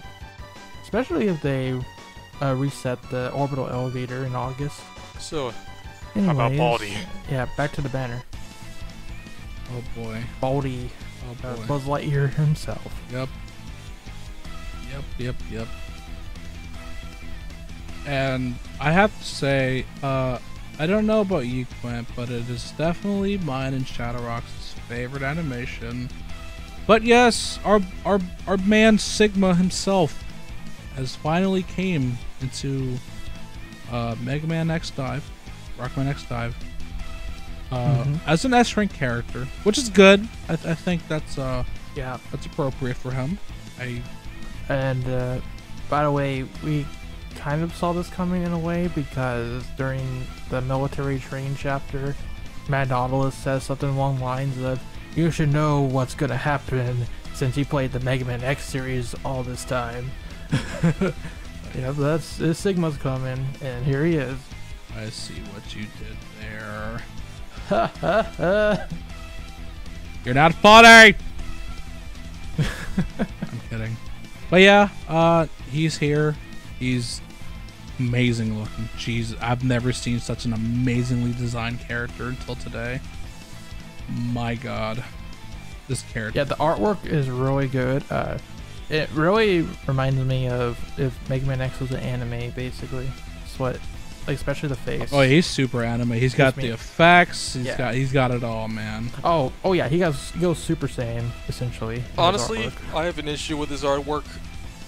Is the fact that he has like very discernible lips. Like the only character who really has that lip line going on is like, I don't want to think about kissing Vin Diesel here. But what's wrong with kissing Vin Diesel? Problem is he's too fast and too furious. That is true. And this went on for many seasons. We know in those movies. Just like Sigma. Yay! He just keeps coming back! Yeah. Never ends! It's like, how long until we see the other forms of Sigma? You know, funny thing is, you know they're coming. X will still have more forms by the end of this. Probably. Yeah, he will. Just because he's the protagonist and all. But, wow. Anyway. This man is here. And I have a lot to say about him. Mostly positive. I don't really think I have very many negative to say about him. I'll get the one negative out of the way real quick.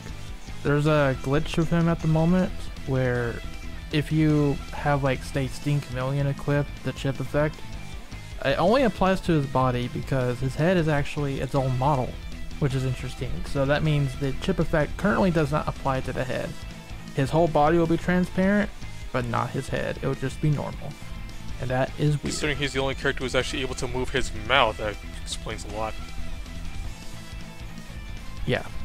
And they did note this in the patch notes for the latest update.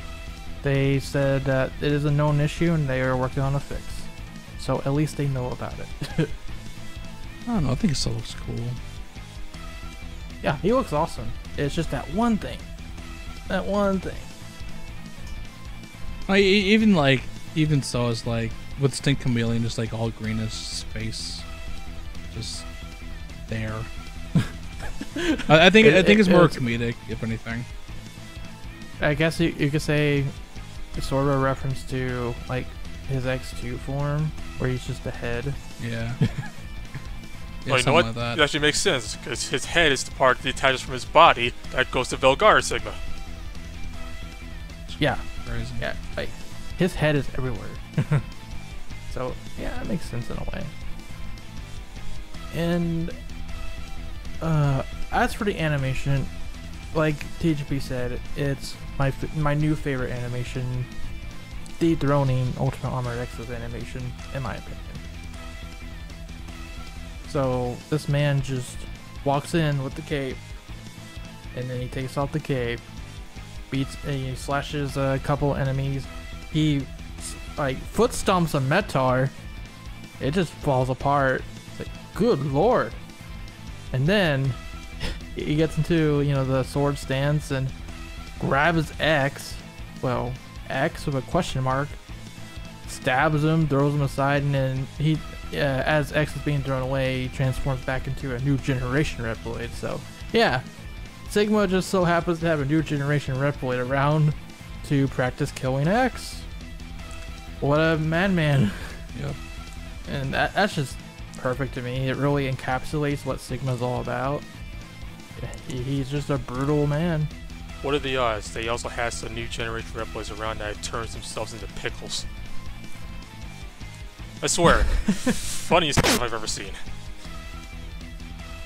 I'm gonna go cry now. I'm gonna go cry right now. Right now. Can't believe I just. And the new generation Reploid thing is also sort of a debug error because new generations are from X8 and this is X1 Sigma. It causes the whole screen to shake too. It does. Yeah. It does actually. I do notice, like, because sometimes, like, I'll select them, and I'm, like, going to select a skin, I mean, a skill or whatever, and, yeah, it shakes. And it's like, oh, it's cool. Yeah. Only the one that does that is Massimo. Further emphasizing that Sigma is a large boy. Sigma really is a large boy. Have you seen the size difference between you and your character in PvP? Not even that, but when he peeks the cuts, it's gigantic. Insanity. He is extremely tall. Like, in Maverick Hunter X, he towers over X.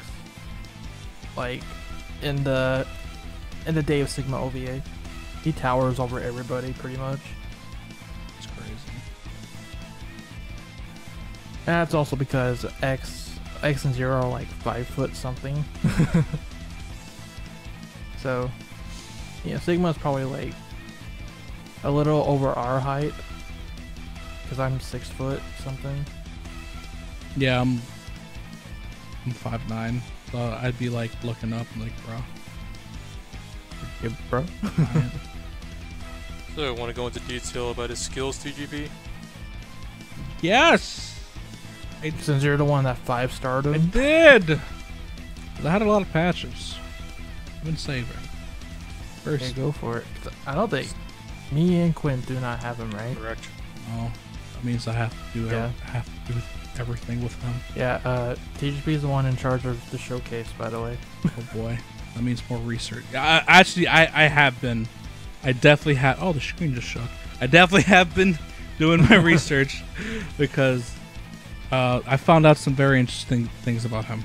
So his first skill is Dash Blade, which he will charge at the target and follow with his slash attack, causing 155.87%, and that's at 24 max as of right now. If you want to know the base value, it's 130.67%. Yeah, so that's pretty cool. So each time you slash somebody, you will do a weaken. They'll become weakened, so in other words, they lose attack. However, you can perform the Dash Blade dash one more time as a follow-up attack that is more powerful than the first. So in other words, you can keep doing it. And I think the most, I think I've seen people do it 3 times. So that's I think 2 is the max, but it could be latency or whatever. But I have seen like multiple dashes, like 3. Like I've seen some 3s, but mostly 2s. I hate this move. Not even for this game. I just hate this move in general. For it existing. So, like X's Ultimate Armor X's Nova Strike. It's not really a get out tool, but it's definitely a I'm gonna get in your face tool. And my God, he gets in your face, and you're like, what do I do with my life? Yep. Because it's a shield breaker. It definitely will break your shields a lot. And does it pierce shields, by the way? What do you mean pierce? As in like he'll do damage through it, or will he break it? Yeah. Oh, the first one. Not that I noticed. Like, okay. It just breaks shields. Like, like there was that one clip in the trailer that caught my eye where Sigma did the dash slash and Cinnamon had a shield up, and when he attacked, actually did damage through the shield. Probably because he did more damage than the shield could actually take. Yeah, I think what happened was what the first one destroyed it, and the second one did all the damage. And as you can see, that's how much damage it does. It does a lot. Because Cinnamon's shield only absorbs 101%, while at level 1, the straight divide only does 130. Yeah. So it's breaking the shield. 20%. It's breaking the shield regardless. And that's another thing too, is we don't know what rank these characters are when they showcase this. They could be 5-star for all we know. We don't know. But yeah, he has 3 chips. Both power. He has 2 power increases. One's available at rank 1. The other is available at rank 4. The first one increases the dash blade, the first one, by 10%. The other one increases the second one again by 10%. And then the second chip he has is arm destruction, which improves the weaken attack damage effect by 20%, so he weakens your attack even more. It doesn't tell you how much he weakens your damage, it just says it does it. And now you can do even more of it, which is cool. His second skill, which is, in my opinion, probably the weirdest one, because it has another thing to it, which I haven't tested out very much, so I'll have to see this. Like you'll probably see in the showcase later. But he has head beams. He automatically shoots beams from the core of his head to cause 107.28% damage. And it, what does it start at? 90. Just an even 90. Oh, that's just 90. Pretty decent. He has his 3 chips are flight assist device, range and flight speed increased by 20%. That's alright. Ammunition expansion increases in the number of shots by 1, and parry stance, probably the most interesting one of all. Raise your saber to parry all attacks with head beams. So basically, he does the parry stance from X1, and he's shooting head beams at you. This stance will be interrupted if you perform any attack. So if you do any attack, you won't do it. In theory, the same kind of concept as Proto Man's shield. Yeah. But there was a pretty funny clip floating around in our Discord where they tried it, and he was shooting beams nonstop. Huh. Yeah, kind of like Randabanga's one of his attacks, and it just shoots nonstop at you. Something similar to that, and it followed you. So it was kind of scary looking, but I don't think it did any damage to them. So I think it was a visual thing. I don't know, but yeah, this thing's kind of weird. So answer me this: would I be correct in saying that vanilla he shoots 5 head beams per skill? I believe so. I counted 5 in the trailer. I'll be honest. That's correct. I don't see many people use it too often, and if I do, it's like off screen. I mostly see the dash slash, and then peaks of cutting, of course. We'll get to why. Oh yes, of course. We'll get to why they do that in a bit. So he has 2 skills that he starts off with at rank 0. He has viral spread. Viral spread, huh? What an interesting time. When you activate this skill and hit a target, there is a chance to cause your target to become slower with 30% reduction in movement speed. So, or reduction. I'm sorry, reduction. That's right. I completely forgot. See, you're right. I just put in the correct word inherently. Then he does have mobility, reduced preparation time of head beams by 20%. So that's not bad at all. Then rank 3, he gets probably the best skill in the entire game, which is preventative shield. You will gain a preventative shield for every 8 seconds you use any skill. Oh jeez, that hurt to read. This shield will protect you against all negative statuses. So this is the skill I had the most questions about because of the silly things that can happen in PvP.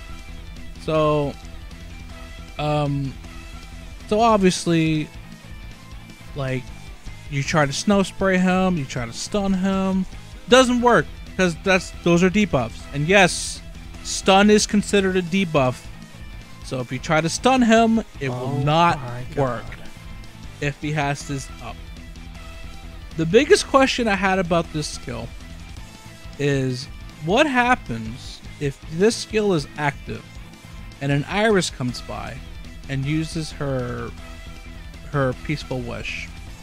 Because in case you don't know what Peaceful Wish does at full rank, is one, it stuns you, but more importantly, it debuffs you. It takes away all your buffs. And then of course she debuffs you with some stuff afterwards. So my question was, is he affected by that while he has this thing on? And I found out the answer. The answer is no, he will not lose his buffs, and he will not get stunned while this is active. Oh my goodness. So, if you have this active against an Iris and they use Peaceful Wish, they literally are just sitting there while you are just destroying her. Yeah. So, this is why I say this is one of the best skills in the entire game. It's a very, very, I should say defensive. There's an offensive skill, which is Iris's passive, which is incredibly stupid.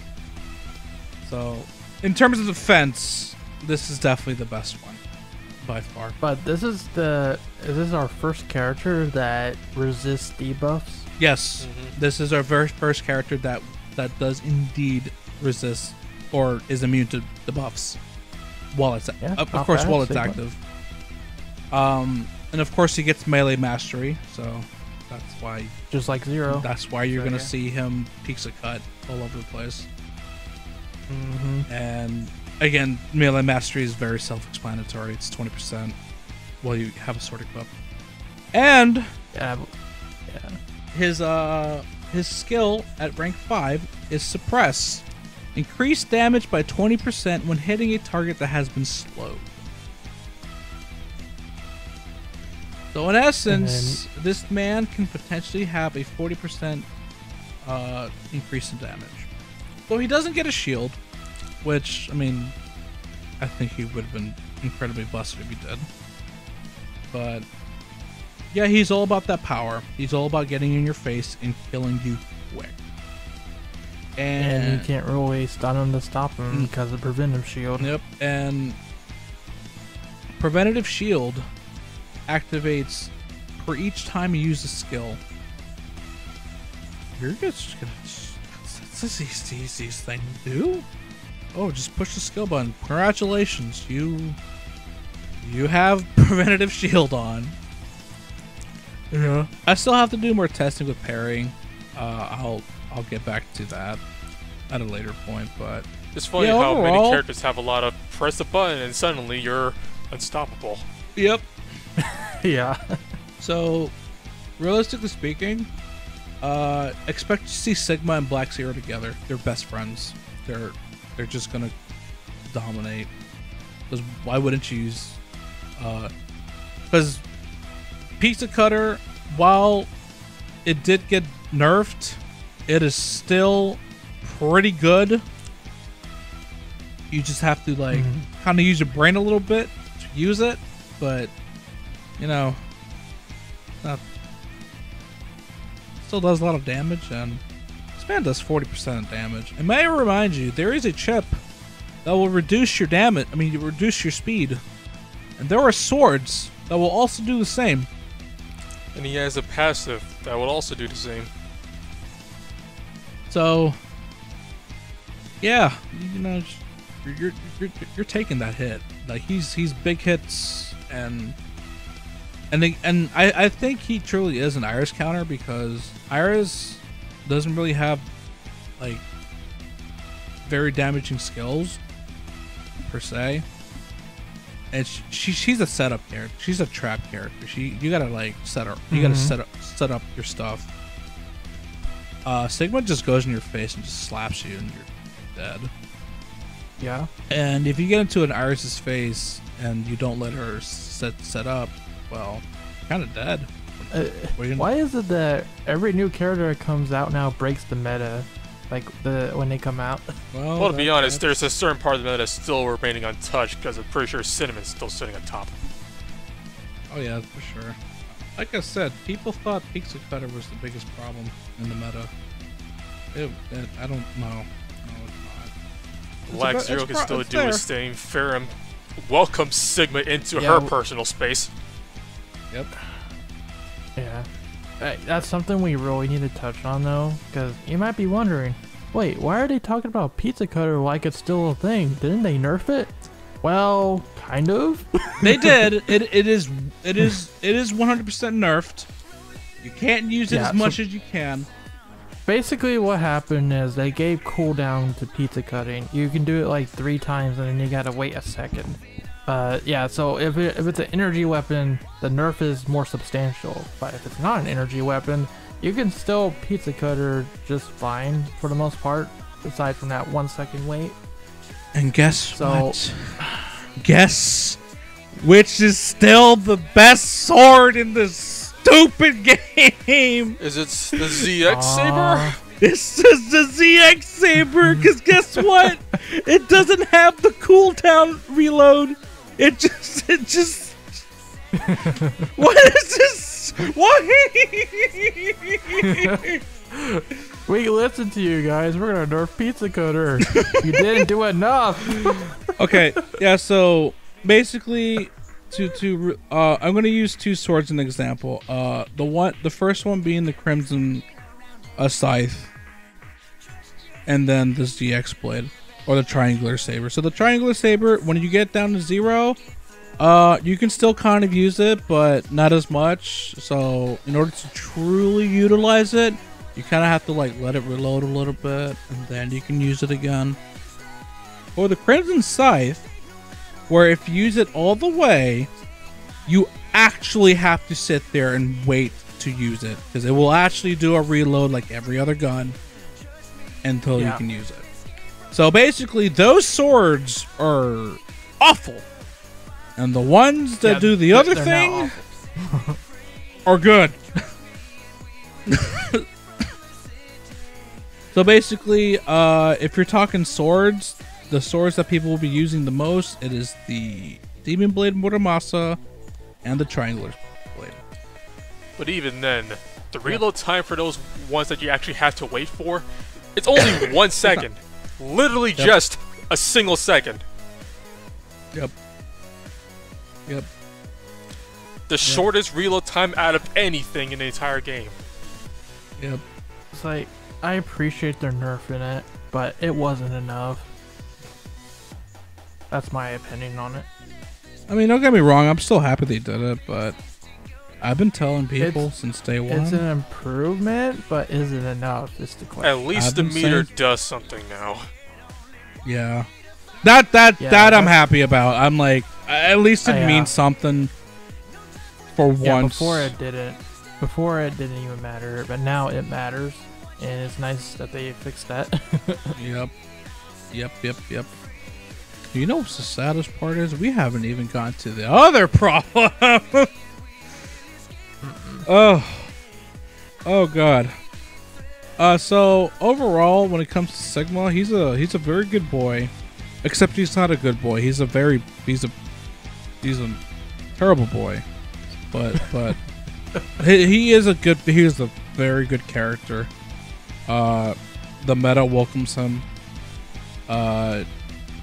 You're probably gonna cry if you lose to him, because he's good. And yeah, he's exactly like Massimo, where if he peeks a cut, he's like half as big as half the screen, and it's very scary to look at. He's gonna be the new passport character, I guess. He's the whale's passport character. Yep. Of course, he still has to learn the pecking order. Yeah, pull him if you can. Yeah.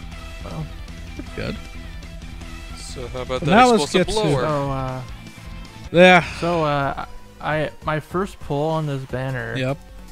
I got something I never got before, and that was a fake out animation. It was the one where the door jams and you have to click to open it. And I got the explosive blower, so I can actually talk about this one. But you go ahead, because I think you 5-starred it. I did. How many Because I times he pulled got it? this stupid thing 7 times. Yep. That's 280 memories, I think. I did my math right. Mm-hmm. Yeah, and how many? Yeah, I just have the one. How many memories do you need to fully? So basically, Well, I'll tell you. just from your polls alone, you could 4-star naturally. Yeah, that sounds about right. Mhm. Because Yep. beforehand, when I did it, I was able to 3-star it almost immediately, and Yeah. got the most important part of this weapon. So yeah, it's not a shotgun. It's a sprayer. It's it's poo poo sprayer to the max. It's kind of crazy actually. So Yep. let's look at its skill set. So it starts off with Shockwave, which I'm actually gonna read this description first because there's actually something that did happen. It says Which is here, the problem with the weapon. yeah. After hitting with Shockwave, there is a chance to render the target immobile. Can be triggered 1 time every 5 seconds. Okay, remember that. Its second skill is reduced reload time by 25% and increased energy by 25%. It's not bad. It has attack increase. It has instant explosion. Shockwave can be launched 1 time every 4 seconds. That's not bad either. Then, of course, the power increase increases by 5%, and defense increase, which that's fine, I guess. Basic stuff. Yeah. So, at first glance, it's just a poo poo sprayer. It's whatever. It's crap. It's a poo-poo sprayer that has a wider range to it. Yeah. And you're like, well, this weapon sucks. I don't care. And then we went into PvP. And then we realized something very deep and very dark with this weapon. Had a case of the Sax Showtime description here. Yeah. Yep. So it says this is supposed to stun you once every 5 seconds. No, every single shot stuns you. Shut up. You're just going to sit there and take it. Yep. You can legitimately stun lock somebody in PvP. And they will take it. I have dubbed this season of PvP, or at least this small portion of PvP we're going to be living in, the poop transplant meta. Because, well, the poop comes from, like, it shoots like the poo-poo sprayer, which is pretty funny. And a poop transplant is a real thing. Do not look it up, for the love of God. You're going to disgust yourself. But trust me, it is real, and I am going around in PvP and just spraying everybody in the face. And I can tell you personally, it makes people rage quit. Hard. Hard. Because yeah, it's not fun. they can't do anything. If you're not immune to stun, which if your name is not Sigma, I'm just going to stun you forever. Even shielded characters have problems because while it stuns through the shield. it stuns through shield, and it does a pretty decent amount of damage to your to their shield, so they'll blow up eventually.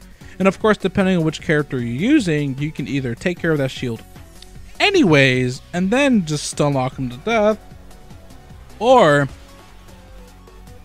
be me, what I did this morning, and probably become the worst human being of all time and main this sprayer with Iris. Oh. Because let me tell you something, this sprayer combined with Iris's kit is probably the scummiest thing I've ever done in my entire life. Actually, now you mention it, I was playing ranked on stream not too long ago. I did hit a brick wall of a Iris that was maining that sprayer. It was a nightmare to deal with. Quint, would you like to explain since you've battled me a few times? Well, combined with the snow sprayer, so she's got a decent chunky shield with her. Iris can just charge at you with no fear in the world, because even if you manage to get an attack off on her, she's going to be pooping out mines as well. Yep. So you have no way to run away from her, because besides, the actual stun from the gun, she's still got her peaceful wish. Yep. Yep. That is indeed a thing. And, don't be a sprayer. Do not bring this poison spray. Do not bring the burning spray either, because if you pair that up with Iris and you poison her, she's going to be pooping mines like crazy. And yep. I can give you an example, because I've seen this several times. All it takes to break a shield is 3 mines. That's it. So break a mine 3 times, let their Sting Chameleon do their thing, and then just spray them and just stun them, and they just sit there and do nothing, and then they cry, and then I'm happy because I'm winning. But then they rage quit, or they'll sit in the corner, or they'll leave. I've actually had it where people, I faced somebody and we've battled the first time around, but then if I saw them again, they did not do a thing. They just sat there and took it, because it's not fun at all. It is the season of poop transplants, and you're just gonna sit there and take it. And you have until Thursday to enjoy that, because they are going to patch it. Oh yes, so this is something I actually did not expect, even remotely. So they actually are going to address this. And I have told people that when it comes to nerfing things that's exclusive to gacha, most of the time they may or may not do it because of it's not because they can't do it. In actuality, they can do whatever they want, but you're dealing with something that people spent money to get because of what it was. So I can guarantee you there have probably been quite a lot of people who wailed for this. I'm not including myself, because I tried to go for Sigma and they just kept giving me the stupid gun. It just came to me. That's my excuse. But anyways, it's not like they haven't nerfed anything before. The biggest one was Mega Man, but he was a free character. Yeah, that's the thing. If it's something free, or something that is available to everybody equally, they are at more liberty to nerf it, because, well, you didn't pay for it. It was free. All you had to do was participate in it.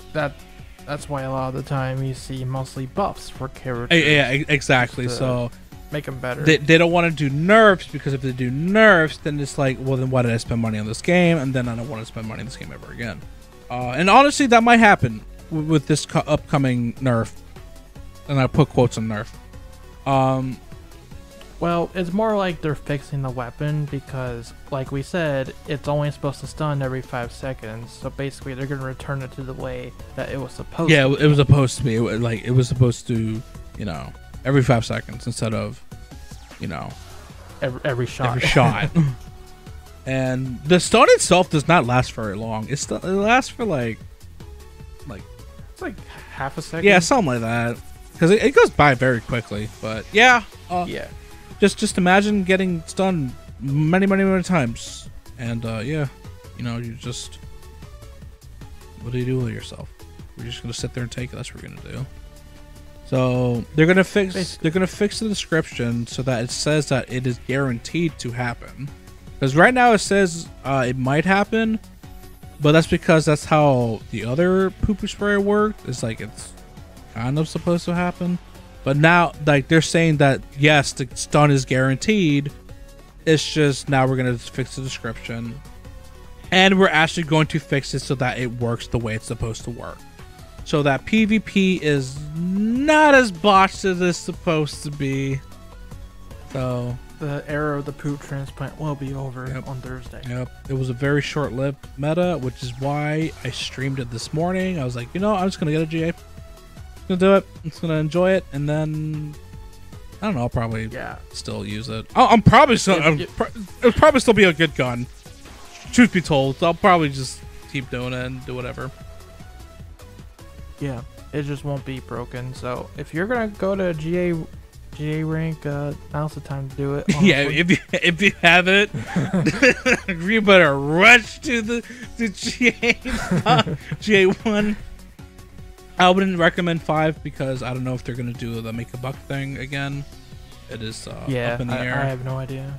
But then again, last time they did the make a buck thing like a week after rank started. So in other words, maybe. I would say probably wait till this man.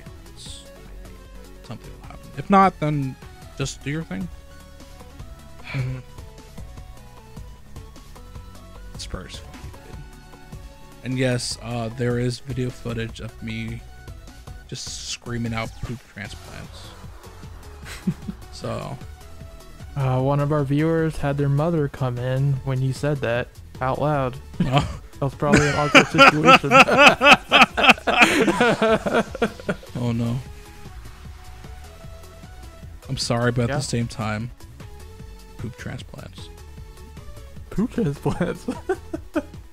I think my mission will be successful if I see it said in chat, like in the global chat or something like that. Like if somebody that's not in our Discord server uses the term poop transplants, I think I did my job. I think. Yeah. But will it be as catchy as Cucks or Sam? I actually have been seeing Cucks and Sam. That's impressive. I've left my mark. I like Cucks. I think you left your mark too hard because people still think I'm either you or ShadowRock here. Like, oh yeah, they don't realize it's me. We get a lot of questions. Are you people think like I need a 0 with your username on there. It's me. It's like, so when the actual ShadowRock shows up, they're like, "Oh, you're a fake." All right, cool. Alright. You were just wondering sure, if me and TGP are friends. Like, yeah, I did have somebody like message me one day. He's like, "Yeah, are you friends with Quint?" Like, why are you messaging me? Just message Quint. I'm like, yeah, I am. Yes. Like, sure. I don't know. It's just like, I feel like the middleman. It's like, what am I, messenger? Yeah, like there's someone that said a nice message in the dive chat, and you passed it along. Oh yeah. There, believe it or not, like there's actually people who do chat in it, like from like the X server, and I sit there sometimes and I'll talk to them. And yeah, one of them actually was like, "Oh, are you well, first of all, she thought I was ShadowRock, and I was like, "No, I work with him though." And he's like, "Oh, tell him I said, oh, love your videos," and sure enough, I did. Yeah, and I said, I don't know if you got that message, but I said, tell them thank you. I replied back and nice. Oh man, let me I guess I'm going to go a little off topic, but man, something strange happened to me this morning, dude. So I was PvPing. I was doing my GA rank, and obviously when you're doing your rank matches, you're gonna fight the same people over and over again. And I fought this one guy. I won't say his name because I don't want people to look for him. But we fought each other several times, and I went because I think my matchmaking was kind of wonky. So I went out, and then I noticed because you know when you get a message, your friend icon lights up. I'm like, oh, what's this?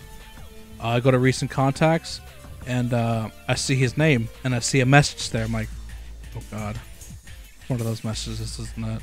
I look. He was like, holy crap, man, you're OP. Why aren't you in GA yet? I was like, whoa. Is this a compliment?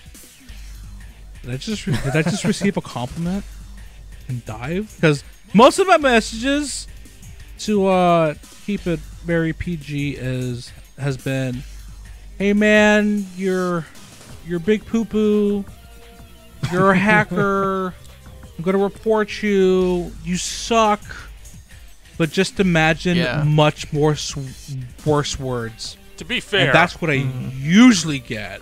To be fair, I'd probably be getting the same amount at once if it wasn't me, as I've found out my alternate account. See, this is a problem with the Dive community right now, because I'm looking at the Dive chat right now, and there's someone else like saying you're cheating and stuff. Yeah, that's a real problem, and that's probably why sometimes in the past the developers have accidentally banned someone who's actually innocent, and it's because these people lose in PvP and they're like, oh my god, he's cheating, and they report him, and that happens. So once in a while you'll find that blue gem and treasure that gem. Unfortunately, I couldn't add him because my friend list is stupid full. Just like, I can't do anything. Yeah. Like I've mentioned it before, but on my alternate account, I've gotten some very salty messages, even though I play basically the exact same way I do on my main. Some of which have also been from people in our own Discord server who don't know that's me.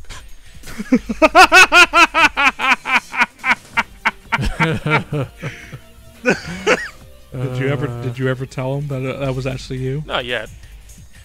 Oh. Going to. Oh. Oh no. Oh, that's funny, dude. I will say I've been spared in that regard. Not that I check my friend request list a lot because it's already full, but I've only seen. No, I don't think I've even seen it once. Like someone saying you're cheating and stuff. Oh no, you have received hate messages, but I get them instead. Yeah, I still have him as my because you know when you add somebody, you can like edit the message to say whatever you want, and it's still there, and I'm like, this is just funny, dude. I'm like, why are you cursing me out? I'm a completely different person. I think people legitimately think you're me. This is a thing. Well, yeah, like you are now ShadowRock. Like we sound alike, which I can kind of sort of get, but at the same time, like I feel like it's still different enough. I think it's because people see you all the time at the top of the leaderboards. They're like, that has to be ShadowRock. It's like, you know, like no, I'm not that good. I'm learning to. It's funny because, you know, all you have to do is watch one of our videos or the streams and you'll see what name I usually go with, which is simply ShadowRock. It's that simple. Yeah, it's true. Of course, there are fakes running around sometimes. I've seen, or at least you guys have seen, other people named ShadowRock that are not me. I remember one guy was actually pretending to be you. He's like, oh yeah, man, don't subscribe to my channel, you can be in my video, and it's like, who are you? I think that's like I feel like that's what you get a, like, man, like it sucks too because like you and I can both have this exact same name and the game won't stop you. Yeah, you can't claim a username. The only way you can tell another user apart is through their ID. Yeah. And you know, obviously, no one's gonna memorize your ID number. Yep.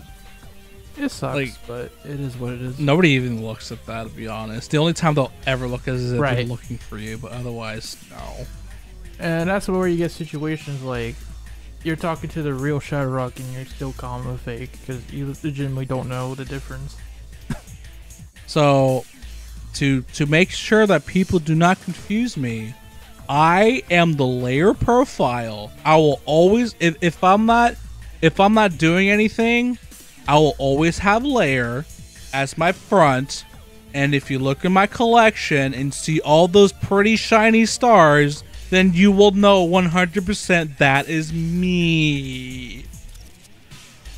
So, yeah.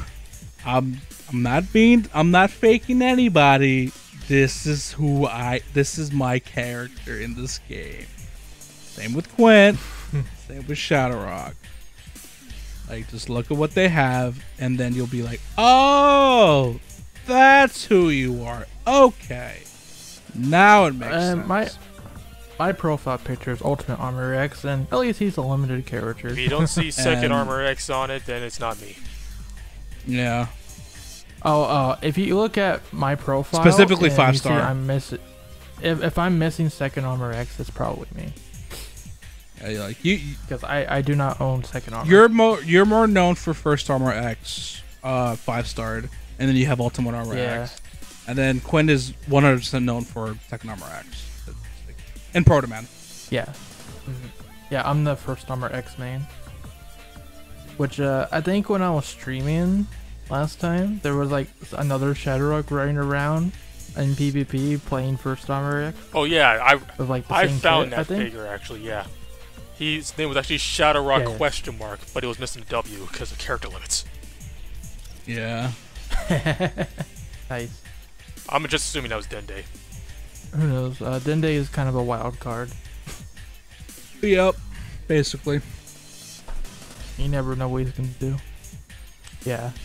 Or, you know, post leaks when I shut down the data mine channel. I don't know, it just happens. He's fun to PvP though. Like, I'll be honest with you, when you are up against a person who knows the ins and outs of this game is really fun.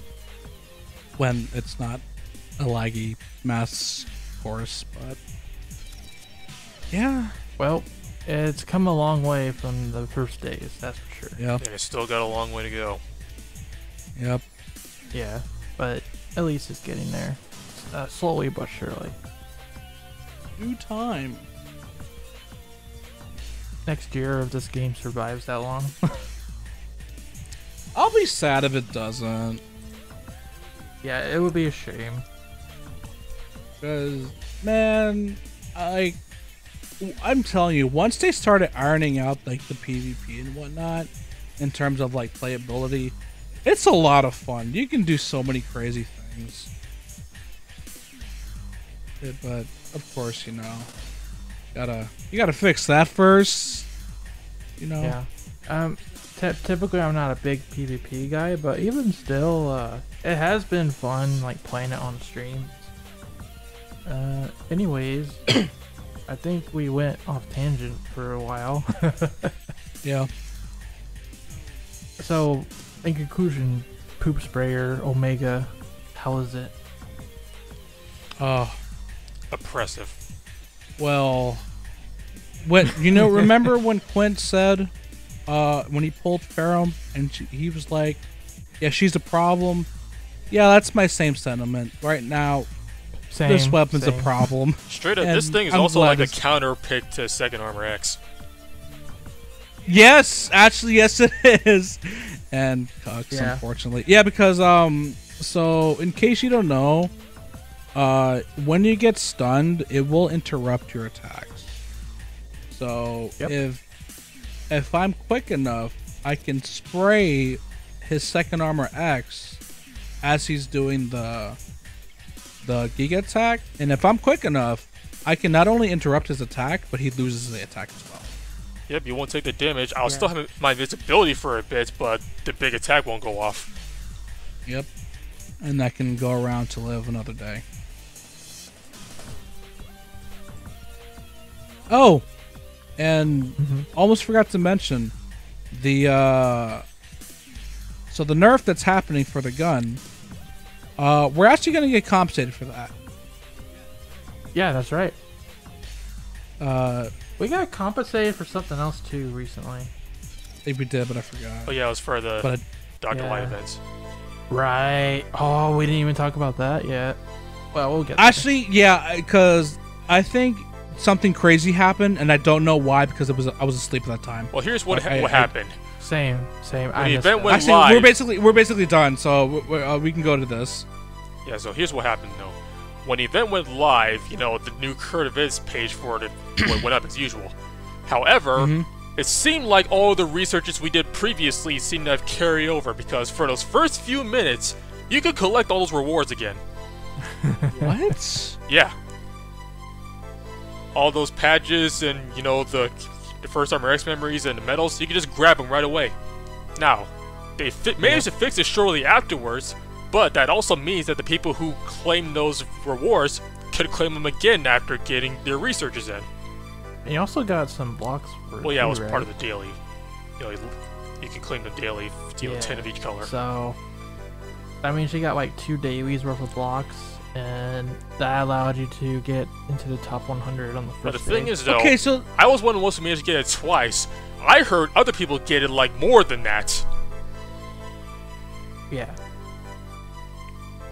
yeah, because I saw some of these times, and I'm like, how did you get it this quickly? There's just no way. I woke up in the morning to like see what's going on with the new update, and people were already in the leaderboard by the time I looked. I think by the time Of course, Dende is number 1. I think by the time I woke up, like top 100 was gone, or was almost gone. Yeah, like by the time the day changed over, it was at 94 people in the X server, and then when the day changed over, it was impossible to get top 100 unless you were insanely quick. That's crazy. Yeah, Because, but 'Cause- unfortunately, resets happened while I was at work, and I didn't even get top 300. I got like 500 or something. I'll tell you my story. So like I said, on the first day there was 94 people that got a time. I was there at 3 o'clock my time when it usually changes over, ready to go. I did it as fast as I could. Even then, I got into 142 place. I'll tell you what I got in a moment, but it definitely wasn't top 100, and it wasn't top 300. I think I like. If you look at the last few entries in the top 100, it's only seconds apart. Yeah. 1 second apart, 2 seconds apart. Yep. Yeah, let me go look real quickly. So Dr. Light, I got 397th. I had no hope. That there was no chance for me. Yeah, because pretty much everybody was already pretty close to being done by the time the first day ended. And so everybody was there at the turnover, ready to get it done. So let me tell you, at my place, I finished it in 13 hours, 24 minutes, and 29 seconds. Top 100, finished it in 12 hours and 39 seconds. And then, of course, number 1,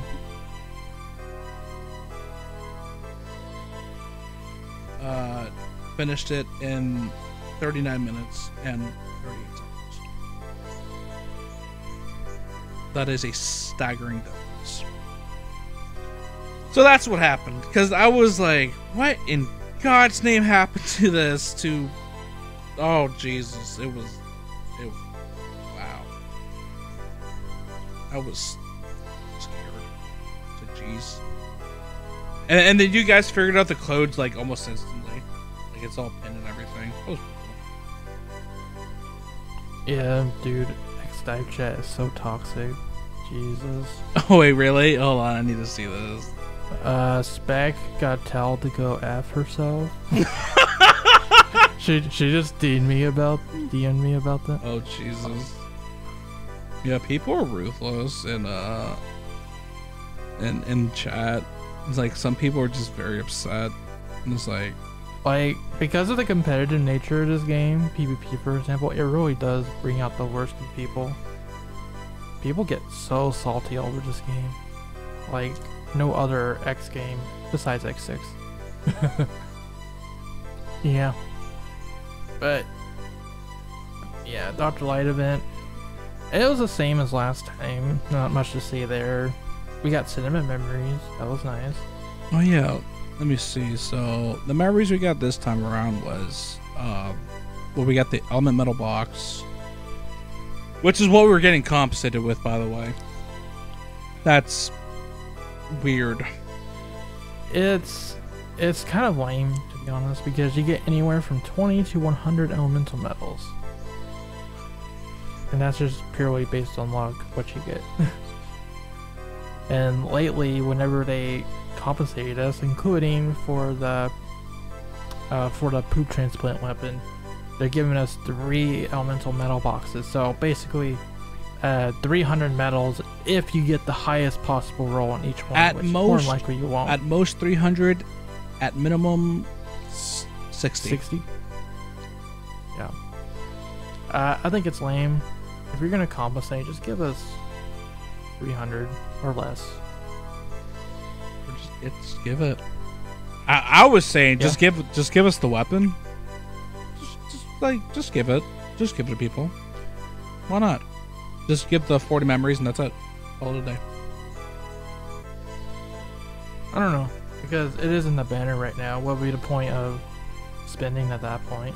You shouldn't have messed up that bad to begin with. But you know, you gotta think from a business Yeah. sense too. Why would you give away the weapon for the banner at that point? Why do that when you can just give away more alias? That's true too. That's usually what they've done, especially for people that haven't logged in for a while. Or you could just be a brand new player and get a free S rank. You're right, they did do that. You get an S rank voucher. Yeah, they If could you're they a could have new just player. done that. Say, hey, here's the S rank voucher. You can go ahead and. When that came out, everybody in the Discord was like, "Where's my S rank voucher, Capcom?" They just gotta log in for 2 days and they get either Black, Zero, Cinnamon, or First Armor X. They do stuff for new players or returning players, but what about the players that have been loyal? You know? You could buy this $300 pack. Phrase? Yeah.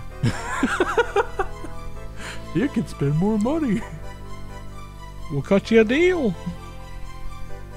Gotta start lifting your weight around here. Yeah. Well, Yeah. that's basically what's out now. Well, almost. We didn't actually talk about the highway event.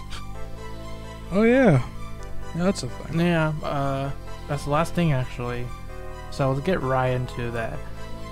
As we know, Sigma was from X1, the Jedi Sigma. Keeping with that theme, the Highway Blitz event is literally the intro stage from X1, but with some turns and twists, like following platforms or following floors. Or There's Yeah. a whole lot of it. the floor falls. There's a lot of that. Reminds me of this X1 mod I played one time. It's like hard type X1. It also kind of had that in their intro stage. But anyways, at the end, as usual with X1, you fight Vile at the end. And he's in this Goliath armor once again, because it's literally just the Goliath boss. For like the 5th time. Because these devs are very selective with their love of Vile. Yep. Yes. How many times do we have to But, teach you this, old man? And for once, the X1 version of Vile piloting the Goliath actually makes sense, because this is supposed to be an X1 recreation.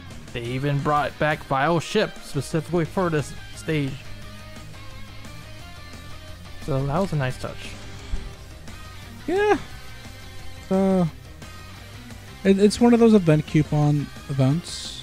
It's simple. No. And no- there's not much. There's not much in the event shop this time around, except for we got a new A rank weapon, the Ion Rifle. Yep. So, basically, besides Sigma and the poop transplant modifier 5000. Yeah, we got a stealth drop of a new A rank weapon called the Ion Rifle, and I hear it's okay. Yeah, it's okay, but that was definitely a stealth drop. They didn't announce it at all beforehand. It's not featured. Nope. It's just there. You would only know about it if you play the game. Like, I was surprised when I got it the first time because what the heck is this? Right. Is it actually from anywhere or no? It's a gun. It reminds me of something Sigma would use, but that's all I got. I don't think it's specifically any kind of reference. It could be like some random obscure weapon from one of the games for all we know, but I couldn't bring one to mind off the top of my head. Its style is very similar to the shotgun. It's crazy. It's like a lot of the B and A rank weapons, while there are some references, a lot of them are also generic, as in they're original to this game.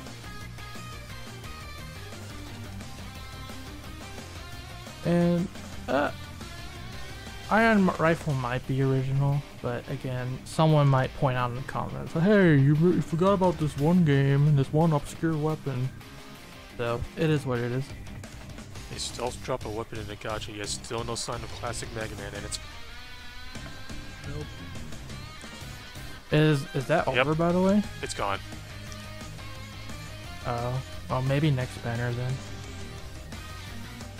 So, okay. Yep, as of right now, if you do not have classic Mega Man, you're not getting him. That's it. Yeah, until they add him back in the banner. Also, hey, I'm number 2. Woo! On where? Top 10. Leaderboard. Pretty epic. Oh. Yeah, you're only 1,000 off from number 1. And that's because he has the assault weapon.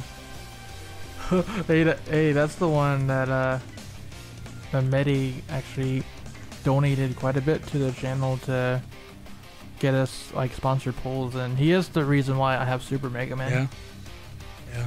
Yeah. Cool guy. But actually, no, this will devolve into an entirely different subject. But I actually did find out something pretty funky with the power of the weapons. Okay. Not all weapons are created equal. No, of course not. And what I mean by that is, even though, so I'm going to use the Sniper Buster and the Gravitational Pulse Buster for an example. You could level them both up to max, upgrade them to the max, rank them up to the max, learn every skill. The Gravitational Pulse will have more power than the Sniper Buster. Yeah, it's pretty powerful. And that is power-wise. because of I think it has to do with the stats of the weapon itself, which is why it gets that powerful. So that is why in the top ranks you'll see people have the Gravitational Pulse Buster and the assault weapon, because those two provide the most power. I have neither. And you'll also see Boomer Kuwanger and Storm Eagle, because even if you don't rank them up to the max, they still provide a lot of power compared to the chips you have that you can get in the game. Yeah. Crazy? Yeah, those stats actually do matter, and specifically attack and HP is what's going to increase your power. Yeah, once you get towards high power, you're gonna notice there is very little places to get power. The number one most variance place, and I still hate it to this very day, is the armor. Because in case you didn't know, every time you craft armor, it's random what you get. And most of the time, you're gonna get complete doo-doo. Yeah. I think the most dominant stat is defense, and then HP, and then luck is last. So As long as you Yeah. concentrate on getting defense and HP, you'll be fine in that aspect. You can just compare them and pick the one with the highest power as well. Yep. But yeah, it's kind of crazy just how much. So basically, if you were to hoard your high metals, potentially you can have like a very high rank armor, but well, good luck with that because you're gonna need a lot of high level armor parts for that. And I'm going to assume at some point they are going to drop the level 80 armor. I don't know when. Oh, by the way, since we're doing fun facts, I'll share one with y'all. It's something that I realized a little too late, and this might be an instance of, oh, ShadowRock, why are you so dumb? Why didn't you realize this? But I didn't realize that only the normal mode stages and story mode provide the XP chips for your weapons, but the hard mode versions give the actual chip XP for your chips. I did chips. the same thing. I didn't realize they were both separate like that. So I skip died a bunch in hard mode. And I'm like, why am I not getting weapon XP chips? It's because I wasn't doing normal mode. yeah. So if you want to get the best ones, obviously chapter 7 and 8 will give you the best weapon that's available right now. And then the chips, you do the hard Mm-hmm. But yeah, this game has a lot of weird features and intricacies that you won't really notice unless you actually pay attention. Kind of crazy. Yep. You do need to pay attention when you're doing certain things in this game. Yeah. Wild. Anyways, back to the Highway Blitz event. Yeah, there's not much to say about it. The rewards are kind of other than the weapon. They're very standard. And there's no bonus effects like the last one. You just get your coupons, so it's safe to just skip dive this one, honestly. I do enjoy the stage though. I thought it was fun. Yeah, it was very reminiscent to the first stage with more twists. I like it. With more falling floors. And a random piece of the highway just floating in the middle of the air for some reason. Don't worry about it. Yep. It's definitely the, in terms of officially made stages, it's probably the hardest highway stage so far. I think so, yeah. Mm-hmm. Yeah. I liked it overall.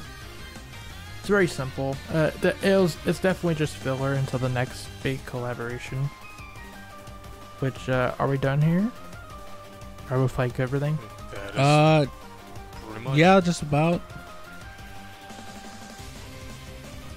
Yeah, I think so. So, yeah, Sigma happened, Goliath Returned happened.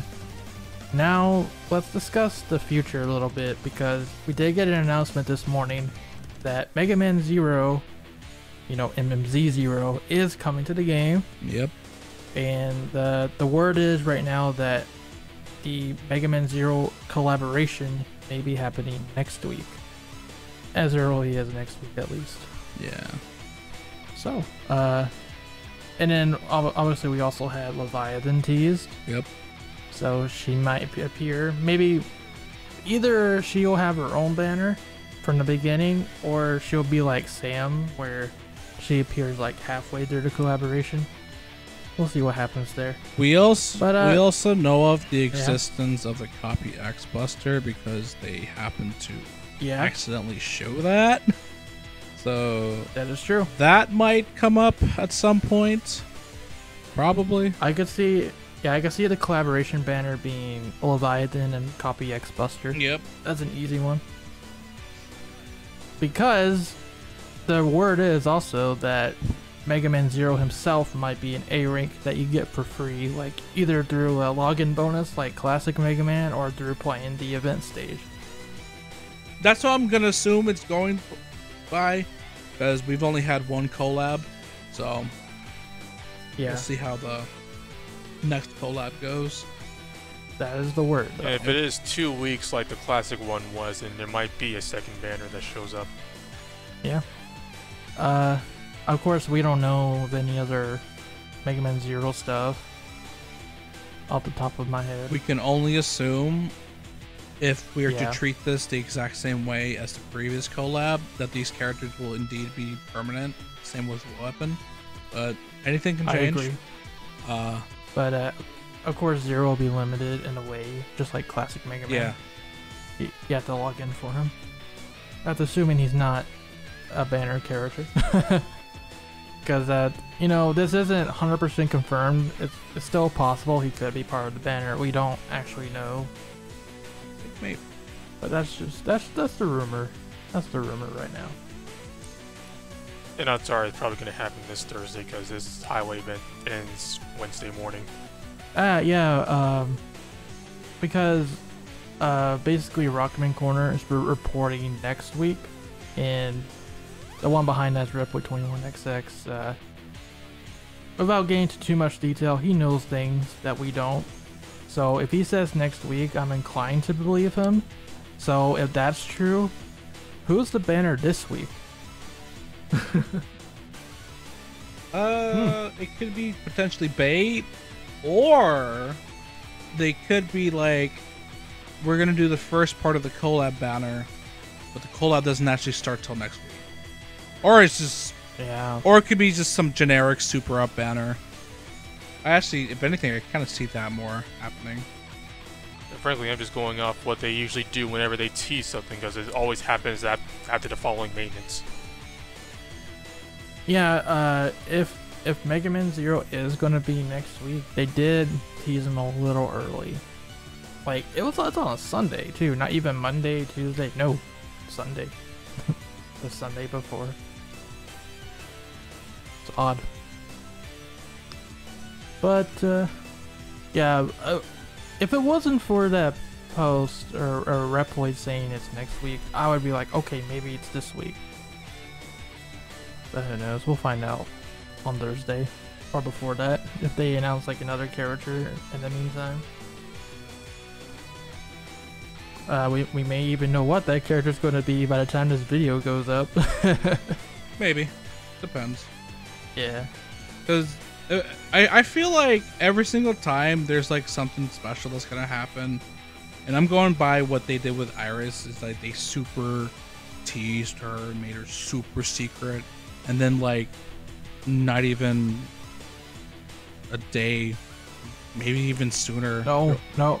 It was mere hours later. Boom! He blowed her out. Boom! There she is, baby. He's like, ah, we got you. No, Surprise! This is how it went down, right? They made the teaser trailer where they have her as a silhouette with the dialogue, but at the same time they released that trailer, they put out the blog post saying, "Oh, here's Iris's banner. Here's what's gonna happen." And then 4 hours later, here's the trailer for gameplay and skills. What was the point of that first trailer? I'm sorry, but what the heck? Like I think they really wanted to show off what they made. It's like, well, you made. Yeah, I think. Oh yeah, she did have a voice, so maybe they wanted to show off their new voice actor for her. Yeah. Well, you made a monstrosity because she's insane in PvP, so it's cool, I guess. Or did she have a voice? Wait a minute. I need to watch No, this again. silence. It's silent. Okay, then no. I don't know what the point is then. I think maybe it's because they mentioned that Iris is undone, or she's not finished because of coronavirus. Maybe that's the reason why they did it the way they did. Like, they intended to dole out the teases for a further period of time, but they couldn't due to everything going on. Yeah. It's a possibility. And they already had this teaser trailer done, so at that point, it's just like, oh, may as well use it somehow. May I remind you that Iris is in the title screen and she is a limited character. And one ultimate armor isn't, but the other one isn't.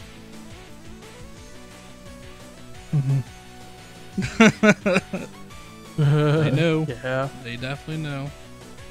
Yep, so that's a little bit into the future, what we can expect, especially for the next State of X Dive, which I do plan to record that whenever this Mega Man Zero collaboration happens. Look forward to it. As for right now, is there anything we missed?